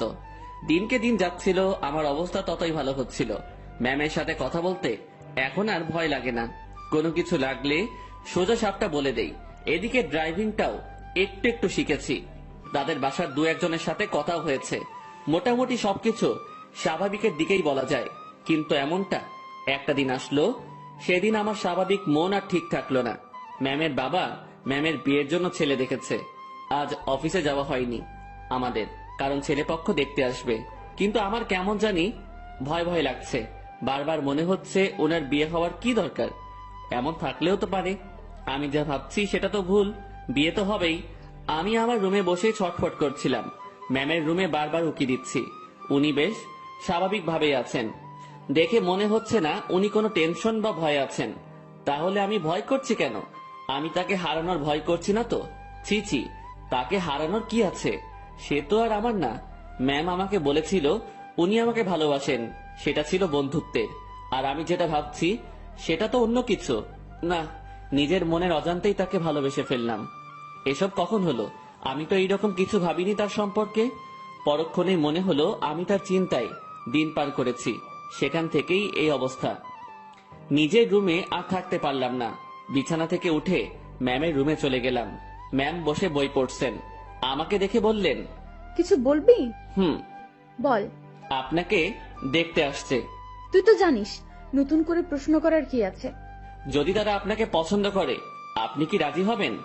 ছেলে যদি ভালো হয়, পরিবার যদি ভালো হয়, তাহলে মানা করব কেন? তাই ঠিক। এটাই বলতে আসছিলি? না। সকাল সকাল তোতলানো শুরু করেছিস? কিছু হয়েছে? একটা কথা বলার ছিল। ম্যাম আমার দিকে তাকিয়ে বইটা বন্ধ করে পাশে রাখলো। তারপর আমাকে তার সামনাসামনি বসতে বলল। তোকে দেখে মনে হচ্ছে আমাকে কিছু বলতে চাচ্ছিস, কিন্তু ভয় করতেছিস। হ্যাঁ, ওই রকমই। ভয় নেই, বল। কিছু বলবেন না তো? আরে আমি তোর বন্ধু না, তোকে কি বলবো পাগল? ভয় নেই, বল। আপনি আপনার বাবাকে বলে বিয়েটা ক্যান্সেল করে দেন। ওই বিয়ে তো ঠিকই হয়নি, এখনই কিভাবে ক্যান্সেল করে দিব? আর কেন ক্যান্সেল করব? আরে আপনি চলে গেলে আমি কিভাবে থাকবো? ওই কিভাবে থাকবি মানে? তুইও থাকবি বাসার বাকি যারা যেভাবে আছে সেভাবে? আমাকে ছাড়া আপনি কি থাকতে পারবেন? ম্যাম আমার দিকে এক দৃষ্টিতে তাকিয়ে আছে। আমার কথা শুনে হয়তো সে অবাক হয়েছে। এই বাসায় বিয়ে করেন? মানে তোর মাথা গেছে নাকি? I love you. মুখ ফসকে হোক আর যেভাবেই হোক কথাটা বলে ফেললাম। মনে মনে ভাবছিলাম বাংলায় বলবো, কিন্তু মুখ থেকে ইংরেজিতেই বেরিয়ে গেল। আমার কথা শুনে ম্যাম মিটি মিটি হাসতেছেন। তুই যা বললি ভেবে বলেছিস? না, কেন? ভাবার কি আছে? আমার যেটা নিয়ে ভয় হয়েছে সেটার জন্য বলেছি এটা। কি নিয়ে ভয় হয়েছে? আপনার চলে যাওয়া। আমি চলে গেলে তো কি হয়েছে? তুই একটা বিয়ে করবি, তার সাথে থাকবি, সে তোর কেয়ার করবে। আপনাকে লাগবে। বাচ্চাদের মতো আবদার করতেছিস কেন? জানি না। এক অন্যরকম শুভকে দেখছি, যে কখনো এভাবে আমার কাছ থেকে কিছু চায়নি। আচ্ছা কি লাগবে, কি জন্য লাগবে, সবকিছু বুঝিয়ে বল। আমি কিছু বোঝাতে পারবো না। আপনাকে লাগবে, আর আপনাকে ভালোবাসার জন্য লাগবে। আমার এমন কথা শুনে ম্যাম লজ্জায় তো শেষ, অন্যদিকে তাকিয়ে হাসতেছে। হাসি থামিয়ে বলল, তো এখন আমাকে কি করতে হবে? আপনি বোঝেন না? যতই বুঝি, কিন্তু আপনাকে বলতে হবে। কি করতে হবে বলেন। একবার তো বললামই যে ভালোবাসি, আর আমার কাছে থাকতে হবে। যদি বলি ভালোবাসি না? আমি চুপ করে রইলাম। এই এই কথার উত্তর দে। আমি কিভাবে আটকাবো? চলে যাবেন, আমিও চলে যাব। কোথায় যাবি? জানি না। ও, তো বলেন, ভালোবাসার বীজ কবে বপন করেছিলেন, আর সেটা থেকে চারা গাছ হলো কিভাবে? ইরা নামের একটা পাখি আমার জমিতে এসে তার মুখ থেকে ভালোবাসার বীজটা ফেলে দিয়ে চলে যায়, আর সেই বীজটাই। পুরোটা বলার আগে ম্যাম হাসতে হাসতে শেষ। উনার হাসি দেখে আমার রাগ হচ্ছিল। আমি উনাকে কিছু বোঝাতে যাচ্ছি, আর উনি হেসে উড়িয়ে দিচ্ছেন। উনি হাসি থামিয়ে বললেন, আজ সকালটা অন্যরকম ভাবে শুরু হলো। এমন হাসির কথা কখনো শুনিনি। উনার কথা শুনে বেশ লজ্জা পেলাম। হয়তো মনের কথাটা বলা ঠিক হয়নি। আমি তার সামনে থেকে উঠলাম আর নিজের রুমে যাওয়ার জন্য পা বাড়ালাম। ম্যাম ডেকে বললেন, কই যাস? ঘুম পাচ্ছে, ঘুমাবো। ঘুম নাকি রাগ? না, ঘুম। রাগ। না ম্যাম, ঘুমই পাচ্ছে। আমার জানা আছে, তুই এখানে এসে বস। কথা না শুনলে বকা দিবে। বাধ্য হয়ে আবার তার সামনাসামনি বসলাম। আমার আর তোর মাঝে সম্পর্কটা কিসের? বন্ধুত্বের। তো আমি কি বন্ধুর কথা শুনে হাসতেও পারবো না? পারবেন। আর হাসলেন তো? কথার মাঝে এমন রাগ সুর ভাসতেছে। না, রাগ করিনি। আচ্ছা ভেবে দেখ তো, তুই যে আমাকে ভালোবাসার কথা বললি, সেটা নিয়ে আমি কি কোনো উপহাস করেছি? তোর কথা শুনে হাসি পাচ্ছিল তাই একটু হাসলাম। আর আমাকে যেটা বললি সেটার উত্তর না নিয়ে কই যাস? হ্যাঁ, আমি ভুলে বলে ফেলেছি, সরি। লাথি খাবি কুত্তা। ভালোবাসি বল। আপনি হাসবেন তাই বলবো না। আমার ভালোবাসার দাম আছে। ওরে বাবা, একটু হাসছি তাই কত রাগ? তো শুনি, আপনার ভালোবাসার দাম কত? সেটা আপনার না জানলেও হবে। আপনি বই পড়েন। আমি গেলাম। আমি চলে যাচ্ছিলাম, উনি আমার হাত ধরে ফেললেন। কেমন কান্না কান্না কণ্ঠে বললেন, ওই পাগল, আমি তোমার ভালোবাসা নিয়ে উপহাস করিনি তো। আপনি যে হাসলেন। না পাগল। ইরা আমাকে জড়িয়ে ধরে কান্না শুরু করলো, আর অভিমানী কণ্ঠে বলল, প্রত্যেকটা গল্পে আমি তোমাকে প্রপোজ করি, তুমি কি করো? তুমি চুপ থাকো, তোমার জন্য ওয়েট করতে হয় আমার। এই গল্পেও তুমি অনেকটা লেট করেছো। আমার কি অপেক্ষা করে থাকতে কষ্ট হয় না? তুমি আমার জন্য কিছুই করো না, আর করতেও হবে না। শুধু ভালোবাসলেই চলবে। আর হ্যাঁ, রাগ দেখাও কেন আমাকে? রাগ শুধু তোমারই আছে, আমার নেই। আর কখনো যদি তোমার কথায় রাগের সুর পাই, তো তখনই ব্রেকআপ। উনি যা বললেন তাতে মুখের কথা কেড়ে নেওয়ার মতো। আচ্ছা, আমি বাবাকে তোর কথা একবার সিরিয়াসলি বলবো। না। কেন? উনি যদি মানা করে, আর আপনাকে যদি সরিয়ে বা আমাকে যদি। বন্ধুত্বের উপর বিশ্বাস রাখ। ইরা আমাকে ছেড়ে দিল, সেও বেশ চিন্তিত, সাথে আমিও। আমি ওই পরিস্থিতির সময় শুধু তার কথাই ভাবছিলাম, অন্য কোনো কিছুই মাথায় আসছিল না। দুপুরে ইরাকে দেখতে আসলো, দেখে চলে গেল। হয়তো তারা পছন্দ করেছে। পছন্দ না করে উপায় নেই। রুমে বসে হতাশ হওয়া ছাড়া আমার কোনো উপায় ছিল না। ইরা সেই যে বেরিয়ে গেছে, আর রুমে আসার নাম নেই। আমিও বাইরে যাওয়ার সাহস পাচ্ছি না। দুপুরে শুধু বাড়ির কাজের মেয়েটা খাবার দিয়ে চলে যায়। আমার এমন অবস্থা মনে হচ্ছে কোনো কারাগারে আছি। বাইরে বেরোনোর কোনো পথ নেই। সন্ধ্যায় ইরা রুমে আসলো। উনি আসতে না আসতেই আমিও তার রুমে গেলাম। আর গিয়ে যা শুনলাম সেটা আমি কখনোই ভাবিনি। উনি বলতে শুরু করলেন, বাবার ছোটবেলার বন্ধুর সাথে আমার বিয়ে ঠিক করেছেন। ওনারা আমাকে দেখে পছন্দ করেছে। আজ ওনাদের যে হাসি মুখ দেখলাম সেটা আমি ভাঙতে পারবো না। কথাটা শুনে বুকের ভেতরটা কেমন যেন আটকে গেল। মনে হলো বুকে পাথরের ভর করছে। শুনেছি বুক ভার হলে চোখে পানি চলে আসে। আমি কোনো রকম চোখের পানি সামলিয়ে বললাম, সমস্যা নেই, আপনি যেটা করেন। তুই আমার উপর রাগ করলি তাই না? আরে না, আপনার সিদ্ধান্তে আমি খুব খুশি। পরিবারের কথা চিন্তা করে সব করতে হয়। তোমার কথায় কান্নার আওয়াজ পাচ্ছি। আরে না, কি যে বলেন, কান্না করব কেন? আমি রাজি হওয়াতে আমার বাবা যে খুশি হয়েছে সেটা আমি তার চোখ মুখ দেখেই বুঝেছি। আচ্ছা আপনি করেন, আপনি রেস্ট নেন, আমি আমার রুমে যাই। ইরা কিছু বলল না, চুপ করে বসে থাকলো। হয়তো আমার কথাও সে ভাবছে। আমি রুমে এসে আর কি করব? ছেলেদের তো আওয়াজ করে কান্না করতে নেই, লোকে খারাপ বলবে। রুমের মধ্যে কিছুক্ষণ থাকলাম, ভালো লাগলো না। বাসার ছাদের দিকে রওনা দিলাম। আমি কখনো যাইনি এই বাসার ছাদে, এই প্রথম যাচ্ছি। ছাদে পৌঁছে এক করে চুপটি করে দাঁড়িয়ে আছি। ভাবছি ম্যামের কাছ থেকে বিদায় নিয়ে চলে যাব, কারণ এ কষ্ট সহ্য করার মতো না, আমি সহ্য করতে পারছি না। হঠাৎ ছাদে কারো উপস্থিতি টের পেলাম। একটা লোক আমার দিকে এগিয়ে আসছে। কাছে আসতেই তার ফেস দেখে বুঝলাম এটা ইরার কাকা। এই শীতে এত রাতে ছাদে কি করিস? না মানে এমনি বাতাস খেতে আসছিলাম একটু। কি, এই শীতে বাতাস? রুমে বসে ভালো লাগছিল না, তাই আর কি। বেশ চালাক তুই। ভাবছি কি চালাকি করলাম। আমার কথা সোজা উত্তর দিবি। জি স্যার। ইরাকে ভালোবাসিস? কি বলবো বা কি বলা উচিত? সত্যিটা কি বলবো? আবার আমার কোনো বিপদ আসবে না তো? সত্যিটাই বলবো, যা হবার হবে। ভালোবাসি। এই জন্যই তোকে চালাক বলছি। তো কতদিন হলো তোদের রিলেশনের? কয়েক ঘন্টা। মানে? আজ সকালে উনাকে ভালোবাসার কথা বলেছি। তো সে কি বলছে? প্রথমে হ্যাঁ বলেছিল, তারপর? ছেলেপক্ষ দেখে যাওয়ার পর আমাকে মানা করে দেয়। কেন? উনি এই বিয়েতে রাজি হওয়ায় আপনারা বাসার সবাই খুশি হয়েছেন অনেক। আপনাদের হাসি মুখ দেখে এসে উনি আমাকে মানা করে। বাহ, তুই তো বেশ সাহস নিয়ে আমার সাথে কথা বলছিস। ভয় করছে না তোর? আপনি তো সত্যিটা বলতে বললেন। তো তুই এখন কি করবি? চলে যেতে হবে এখান থেকে। রাতেই? না, সকালে ওনার দেখা করে চলে যাব। বাহ, তো দেবদাস হয়ে কোথায় ঘুরে বেড়াবি? আমি চুপ হয়ে গেলাম। উনি মজা নিচ্ছেন বোঝাই যাচ্ছিল। চুপ হয়ে গেলি কেন বল? জি স্যার, কিছু না, আমি আসলে ভুল করেছি, মাফ করে দিন। আমি কাল সকালে চলে যাব। যা রুমে যা। জি। এই শোন। বলেন। স্মোক করিস? জি না। বাসা কোথায় তোর? রাজশাহী। সমস্যা? জি স্যার, বুঝলাম না। কিছু না, সকাল সকাল চলে যাস। নেক্সট টাইম আমার সামনে পড়লে সমস্যা হবে তোর। আমার সামনে যেন না দেখি। জি স্যার, আর দেখবেন না আমাকে। রুমে আসলাম, তার সাথে কথা বলতে ভয় তো করছিলই না, মনে হচ্ছিল আরো কিছু সময় কথা বলি। তারপর ভাবলাম আমার সাথে তার যে কথাটা হয়েছে এটা ম্যামকে জানানো দরকার।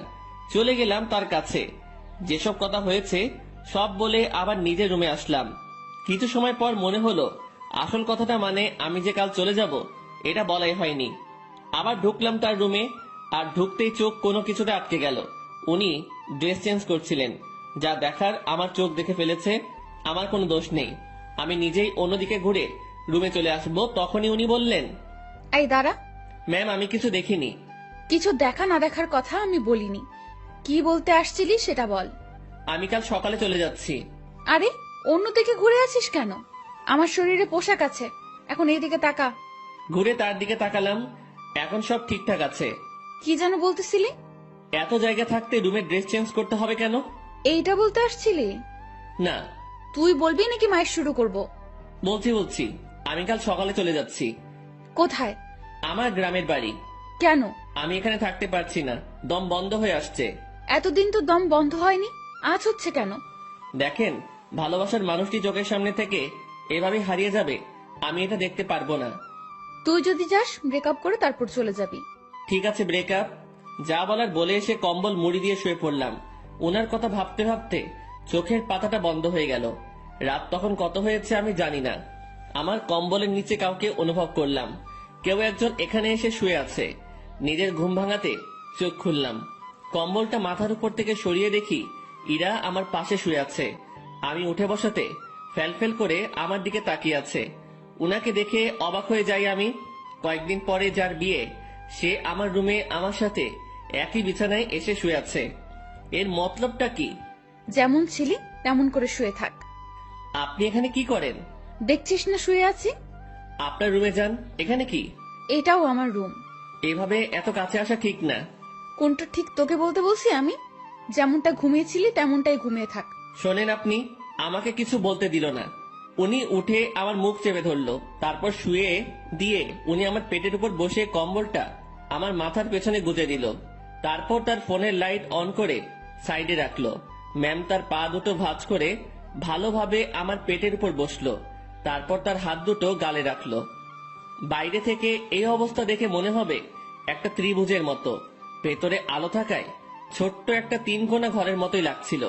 তারপর তোর সাহস কি করে হয় আমার সাথে ব্রেকআপ করার? আমি চুপ। শুভ, উত্তর দে, না হলে তোর খবর আছে। আপনার যাতে ভালো হয় সেই জন্যই করেছি। তুই ব্রেকআপ করার কে? করলে আমি করব। আমি করতে পারি না। তুই কেন করবি?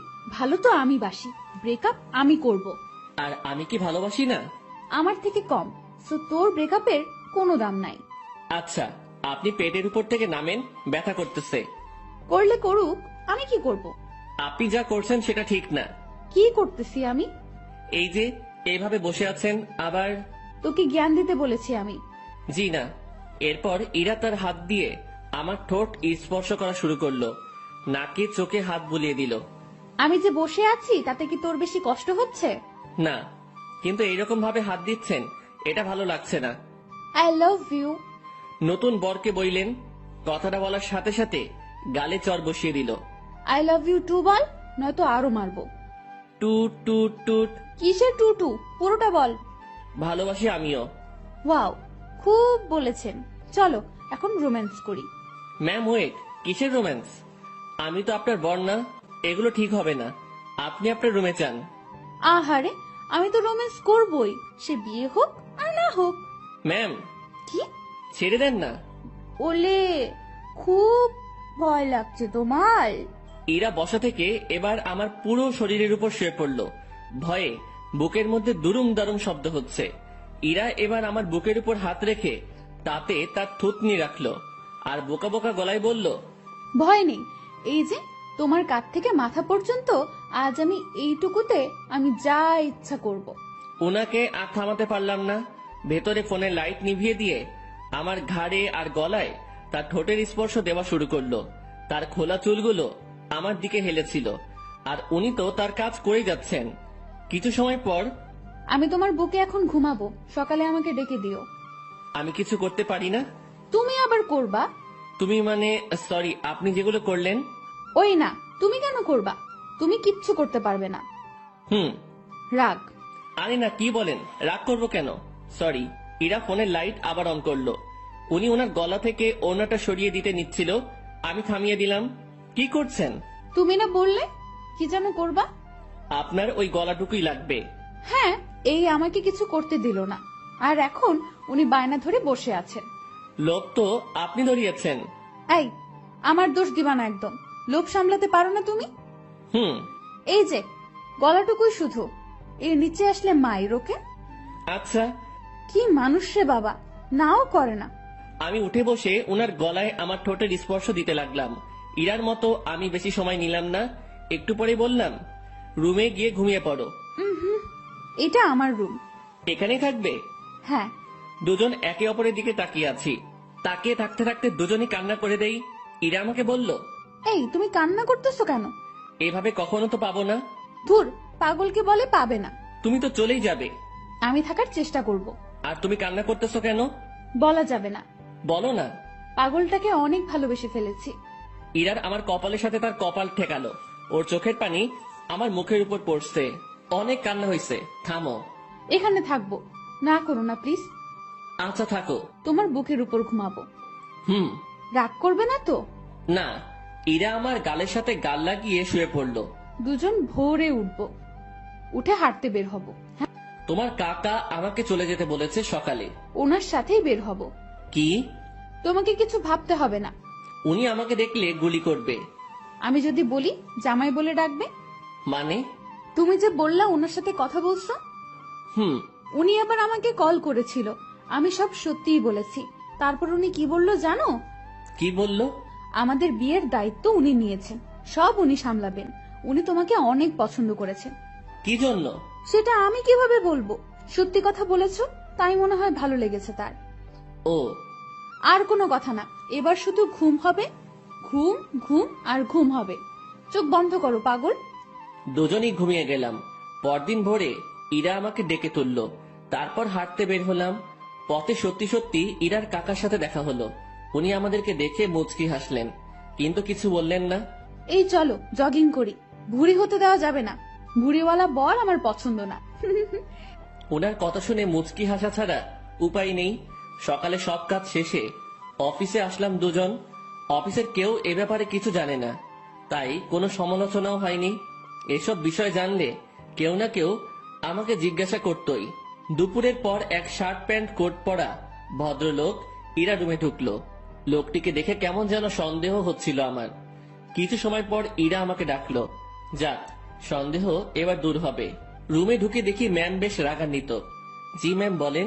এই যে, এটাই আমার পাগল, দেখে নিন। আমি মনে মনে ভাবছি, হে, ম্যামের লাজ লজ্জা কিচ্ছু নেই, এইভাবে কেউ পরিচয় করিয়ে দেয়? তো কিছু বলবেন আর? এরকম একটা ছেলেকে আপনার পছন্দ? ওর কিছু আছে? দেখতে তো কেমন জানি লাগে। ওই আমার পাগলের মধ্যে কি আছে না আছে আমি জানি, আপনাকে বুঝতে হবে না। আপনি আসতে পারেন। ভেবে দেখেন, এর সাথে থাকলে আপনার জীবন নষ্ট হতে পারে। এই শালা, ভাষা খারাপ করবি না। জীবন নষ্ট হবে মানে? ম্যাম তো তাকে মারার জন্য উঠেছে। এতক্ষণে বুঝলাম এই লোকটাই ম্যামকে দেখতে আসছিল। ম্যাম যেভাবে মারার জন্য দাঁড়িয়েছে, লোকটি ভয়ে চেয়ার উল্টে পড়ে যায়। ম্যামকে থামিয়ে আমি উনাকে টেনে তুললাম। দেখছিস আমার পাগলের মধ্যে কি আছে? সে চলে গেল। ম্যাম, এইভাবে কেউ ভয় দেখায়? আরে ভাই বলিস না, মাথাটাই খারাপ করে দিছে। আমি কত বুঝালাম, বুঝলোই না। আমি বাইরে চলে আসছি। ম্যাম তখন পেছন থেকে ডাকলো। ওই আমার পাগল। জি ম্যাম, বলেন। উনি মুচকি হেসে বললেন, কিছু ফাইল কপি করতে হবে, একটু সাহায্য করবেন? আমি করে দিচ্ছি। আরে আমার রুমের মেশিনে কালি নেই, তুমি ম্যানেজারের রুম থেকে বের করে নিয়ে আসো। আচ্ছা। ইরা ফাইলগুলো আমার হাতে দিল। উনিও ফাইলটা ধরে আছেন, আমিও এক পাশে ধরে আছি। উনি ছাড়ছেন না। রাগ করলে নাকি আবার? ছি, না ম্যাম, রাগ করবো কেন? এই যে কাজ করাচ্ছি। এটা তো আমারই কাজ। তোমাকে দিয়ে কাজ করাতে ইচ্ছে করে না গো। আমার কাজ করতে ইচ্ছে করে। স্যার যান, এখন এগুলো কপি করে নিয়ে আসেন। আর হ্যাঁ, আজ বাসায় ফিরতে রাত হবে। সন্ধ্যায় বাইরে গিয়ে খেয়ে এসে আবার কাজ শুরু করব, ঠিক আছে? আচ্ছা ঠিক আছে। সন্ধ্যায় দুজন বাইরে গিয়ে খেয়ে আসি, তারপর আবার কাজ শুরু। বিকেল থেকেই আমি ম্যামের রুমে বসে ওনার কাজ দেখছি মনোযোগ দিয়ে। মাঝে মাঝে কথা হচ্ছে। কাজ শেষের দিকে ম্যাম তখন বলল, আজ কি করব জানো? কি করবেন? এই যে তুমি করে বলো। কি করবা? এক জগ চা বানিয়ে দুজন রাত 10টার পর ছাদে যাব। কেন? গল্প করব। এই ঠান্ডায় ছাদে? রুমেই তো ভালো। আরে না, ছাদে আগুনের ব্যবস্থা করব। তুমি আমি পাশাপাশি বসে চা পান করব আর গল্প করব। আর স্যার, মানে আপনার বাবা যদি দেখে? ও পাগল রে পাগল, কাকা তো বাবাকে সব বলে দিয়েছে। বাবা আবার তার বন্ধুকে মানা করে দিয়েছে। আর সেই জন্যই ছেলেটি আমার কাছে আসছে রিকোয়েস্ট করার জন্য, যাতে আমি মানা না করি। তারপর তোমার কথা বললাম, তোমাকে দেখালাম।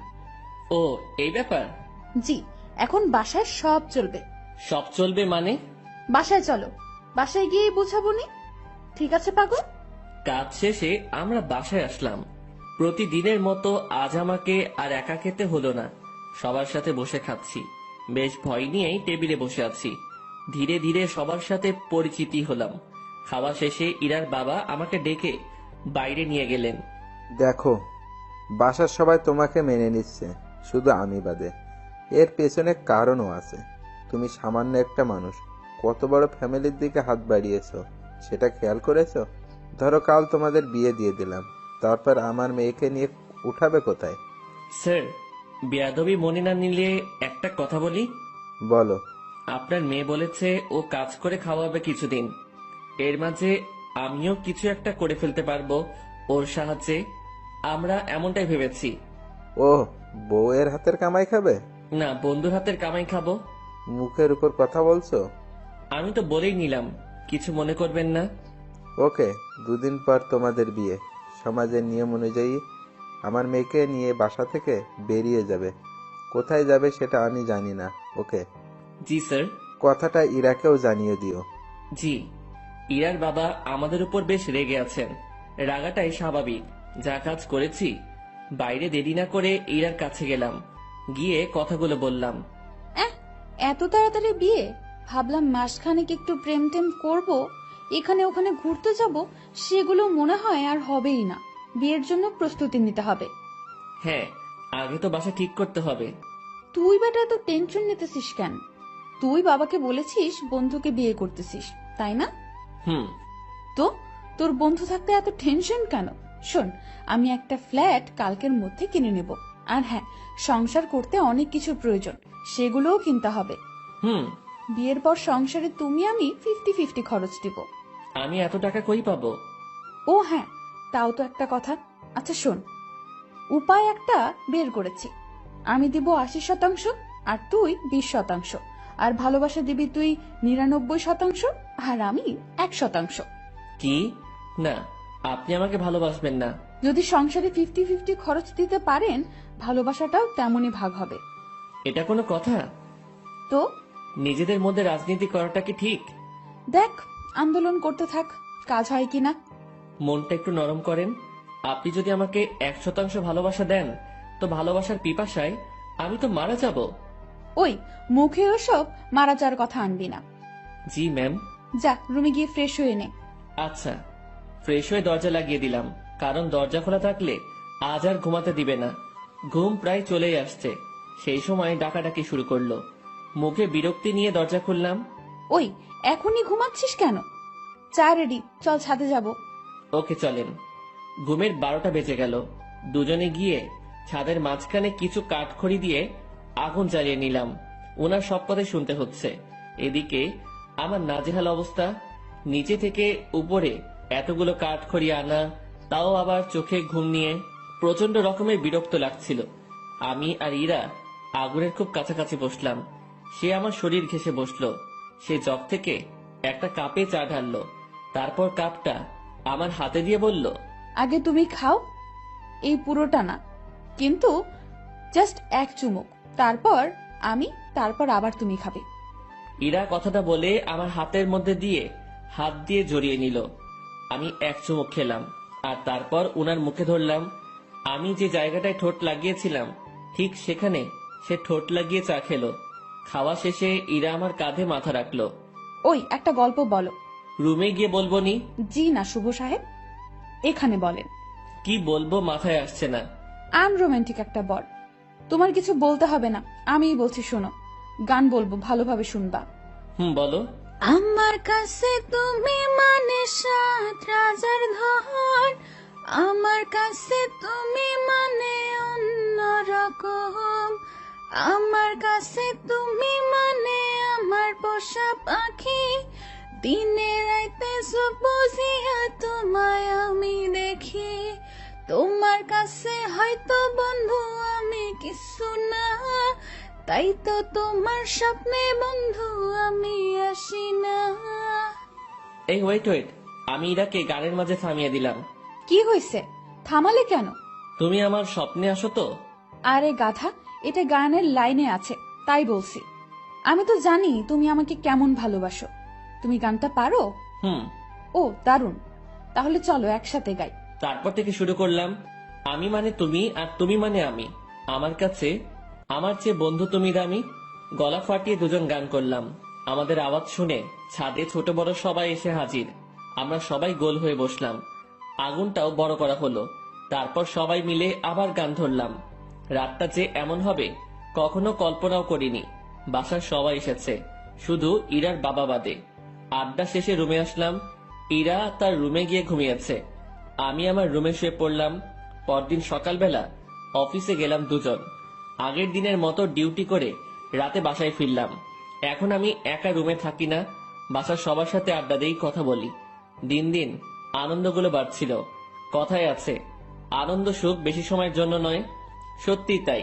ইরার বাবা এসে আমাকে জানিয়ে দিয়ে গেলেন কাল আমাদের বিয়ে, আর কালকে আমাদের বাসা ছাড়তে হবে। আমি আর ইরা বসে বসে ভাবছি কি করা যায়। দোস্ত শোন, এভাবে লাভ নেই, ব্যাগ গুছিয়ে ফেল। তাহলে আমরা কাল চলে যাচ্ছি? হ, যাচ্ছি। অন্য কারোর সাথে বিয়ে হলে তো যেতেই হতো, তাই না? হুম। তো ব্যাপারটাকে স্বাভাবিক নেওয়ার দরকার না? হ্যাঁ, ঠিক বলেছেন। এখানে আমার সম্পত্তির দাবি নিয়ে থাকতে পারতাম, বাট ঠিক হবে না। ওসব ব্যাপার নিয়ে কথা না বলাই ভালো।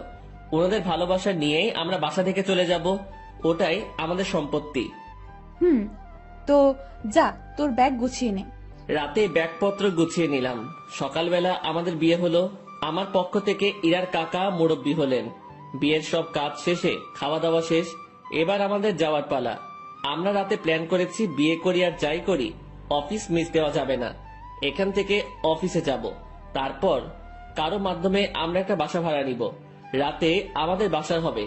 ইরা সবার কাছ থেকে হাসি মুখে বিদায় নিচ্ছে। ওকে দেখে মনে হচ্ছে না একটু আগে ওর বিয়ে হয়েছে, আর পরিবার ছেড়ে আমার সাথে চলে যাচ্ছে। আমরা বাড়ির মেইন দরজা পার হতে না হতেই ইরার বাবা আমাদের আটকিয়ে দিল। কোথায় যাচ্ছ তুমি? কোথায় আবার বিয়ে হয়েছে? এখন কি আর একটা বাড়ি আছে আমার? আমার ঠিকানা তো এখন শ্বশুর বাড়ি, সেখানেই যাচ্ছি। এই বাড়িটাই তো তোমার। যতই আমার হোক, আমি তো এখানে থাকবো না। তুমি আমার উপর রেগে আছো? না, রাখবো কেন? তো চলে যাচ্ছ কেন আমাদের ছাড়া? তুমি তো যেতে বলেছো। কোথাও যেতে হবে না, আমি শুধু তোমাদের ভালোবাসাটা পরীক্ষা করে দেখলাম। কথাটা বলা মাত্রই ইরা তার বাবাকে জড়িয়ে ধরে কান্না করলো। পরে আমরা দুজন জানতে পারলাম এটা তাদের একটা প্ল্যান ছিল। কান্নাকাটি শেষে আমরা আমাদের রুমে ফিরে আসলাম। তখনই অফিসে যেতে চাইছিলাম, সবাই ধরে আমাদেরকে উপরে পাঠিয়ে দিয়েছে। যাক, এখন থেকে আমি দুষ্টামি করতে পারবো। এবার ওনাকে একটু দেখিয়ে দেই আমি কি পারি। ইরা শাড়ি পরেছিল, আমি তার কাছে গিয়ে জড়িয়ে ধরে এক হাত তার পেটে রাখলাম। ওই, কি করিস তুই? কি করি মানে, বুঝছো না? তুই ছাড়। না, ছাড়বো না। আরে ভাই, এগুলো এখনই না, দেরি আছে। আমার কিছু কথা আছে। কোনগুলো? এখনই না। তুই যা করছিস। আমি তো কিছুই করছি না, বা করতে চাইছি না। তাহলে এখানে হাত দিয়েছিস কেন? এমনি। এমনি, তাই না? হুম। ইরাকে ছেড়ে দিলাম। ও বলতে শুরু করলো, স্যার, আমাদের বিয়ে হলো, এই শুকরিয়া আদায়ের জন্য দুইজন নফল নামাজ পড়বো। আচ্ছা। মন খারাপ হয়েছে? কই না। দেখতে পাচ্ছি। মনে মনে আমার সাথে ব্রেকআপ করলা নাকি? না, কি বলো? বুঝি বুঝি, আমি সবই বুঝি। ইরা আবার আমার কাছে আসলো। চোখ বন্ধ করো। আমি চোখ বন্ধ করলাম।